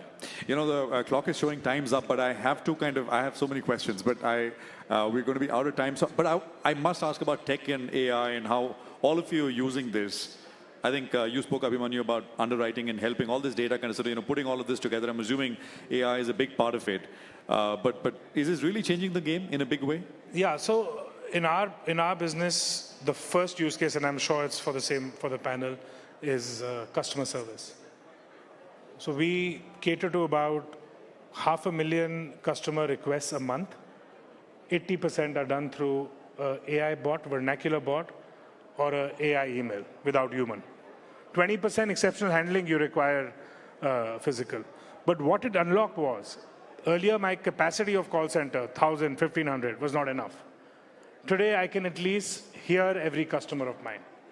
And it's really changed the game in customer service, customer experience. So that's something that we have implemented 100%. We're also using AI to read unstructured data for collections. And it's helping us. There's the persistence of an AI bot is unmatched, right? Sure. And collections, you require persistence. Yeah. And we have seen a AI bot collect far superior and far faster than human, because one is persistence, second is availability, 365 days, 7 days a week. So those are the two big use cases which are validated, which are running in large scale. Yeah. And there are lots of other stuff that we are doing under the hood and going to come out with. Sudipta, you've sort of, outlined this in a big way. Very quick. So we use AI across the organization. We started with credit, moved to service and ops, service and voice, then moved to ops, then moved to business processes, and then governance. We use across. In fact, I asked Lata the question to guess which is the most AI-fied department in my organization. It's legal. Wow. Right? So the fact is that we have already built some, close to 10 plus co-pilots that we are working within in the organization, both in underwriting, in terms of early decision making, collections, everything. Plus voice calls mostly on bot for us, on AI bots. And we are not only piloting with one solution provider, but 4 solution providers, so that we are able to test and do the decision making on which works best. For us, this year, we are taking the hard task of transitioning to what I call an AI native organization. So we started something called a Citizen AI program, wherein this year we're going to train 10,000 of our employees to start writing agents of their own. In fact, the whole management committee, my management committee, we spent 3 days in Google just building agents on our own. So now my management committee, everyone can build AI agents. Wow. Right? So in a way, we are pushing to create probably the first AI native organization in BFSI. Hopefully, we should be successful. All the best to you, and I think it's amazing to hear that. Abhishek, if you want to come in, I think data, underwriting, etc. So honestly, AI is inevitable. AI is a super intelligent, powerful resource to you, but AI is still a child. And let me tell you why, right? So while we are using AI everywhere, but I'm very, very careful of using AI in underwriting. Because many times AI will take a lot of data, and sometimes they come with a very intelligent sounding answer, which you might think is okay, but it might not be okay, right? So, but a few areas where you can actually experiment out a lot. One data point is that when people have their EMIs due, around 95% of people pay us on time.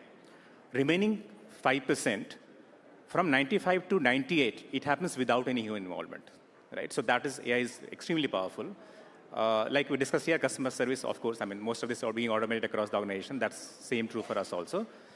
I think the bigger things we are seeing is that workflow automations, like Sudha is also talking, right? Legal or kind of generating first level of codes. So it increases the velocity of work which you are doing, but extremely critical areas, you still need to be very, very careful about the output which is coming to you, and especially in business lending. Jairam, how's this transformed for you? Let me give you one positive anecdote and one kind of note of caution. I won't repeat a lot of the points that were made by the panelists. It's truly transformational, clearly, like it's the next internet. It's underlying everything we are doing. So it goes without saying. One simple anecdote I'll give you, there's a bunch of accounts from a collections perspective that we offer to an AI engine, internal AI engine for kind of, we call it human-free collection, where the bot decides what to do, like whether to call or not call. And after 5 days, it might decide, okay, now I'm going to nudge them with a WhatsApp. And after some days, it might decide, I'm going to do a conversational AI bot call, etc., etc. That portfolio, which no human touches, the machine was collecting about 80 crores a month a year ago. Today, the machine collects 1,000 crores a month. Wow. 1,000 crores a month. It's freaking ridiculous. Like 80 crores last year and 1,000 80 crores last year, 1,000 crores this year. That's how much is happening human-free, right? So everything is being done by AI. It's kind of crazy. The cautionary note that I have is, our first use case was using AI to respond to unstructured email, right? And most of the unstructured email from customers now get responded to by the bot. The bot figures out what the customer is trying to say, picks up the right documents from the right places, sends it back, etc. Everything happens. My anxiety with this is, okay, we have taken 60%, 70% of emails and and asked a machine to actually respond to them. What is the so what of that? Is the so what that I'm going to go fire these 7 girls in my call center who are earning 35,000 rupees a month. I'm going to fire them. They are the only kind of breadwinners in their family. I'm going to let them go because I'm all AI. And instead, I'm going to hire these 2 IIT chaps who have got 7 jobs, and this is the 8th offer that they have. And I'm going to, every month send a check to Sam Altman and Dario Amodei. Like, what the hell is happening? How is this grand for the country? I worry about the impact of this for entry-level jobs. And as a parent of kids who are in college, I really worry about where kids find jobs and at the entry level, right? And where does a country like India go in this world? So it is something as leaders we do need to be empathetic towards, that even as we use AI, the power of AI, how do we make sure that we unleash it in the right areas for a young, growth-oriented country like India, where the value might be in unlocking revenue and not as much in firing a lot of people because the stock market loves it. I think that's such a wonderful way to put it. A round of applause, I think, is well warranted. I have many more questions, but we're completely out of time. But I think, Jairam, so beautifully put, and I hope we go in that direction because I think that is the right direction. Thank you very much, all of you, Jairam, Abhishek, Abhimanyu, and Sudipta for joining us here on the panel. Thank you very much. Thank you for being a wonderful audience. Thank you.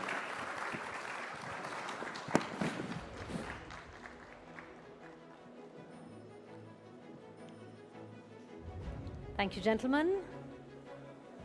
Have a quick photo op.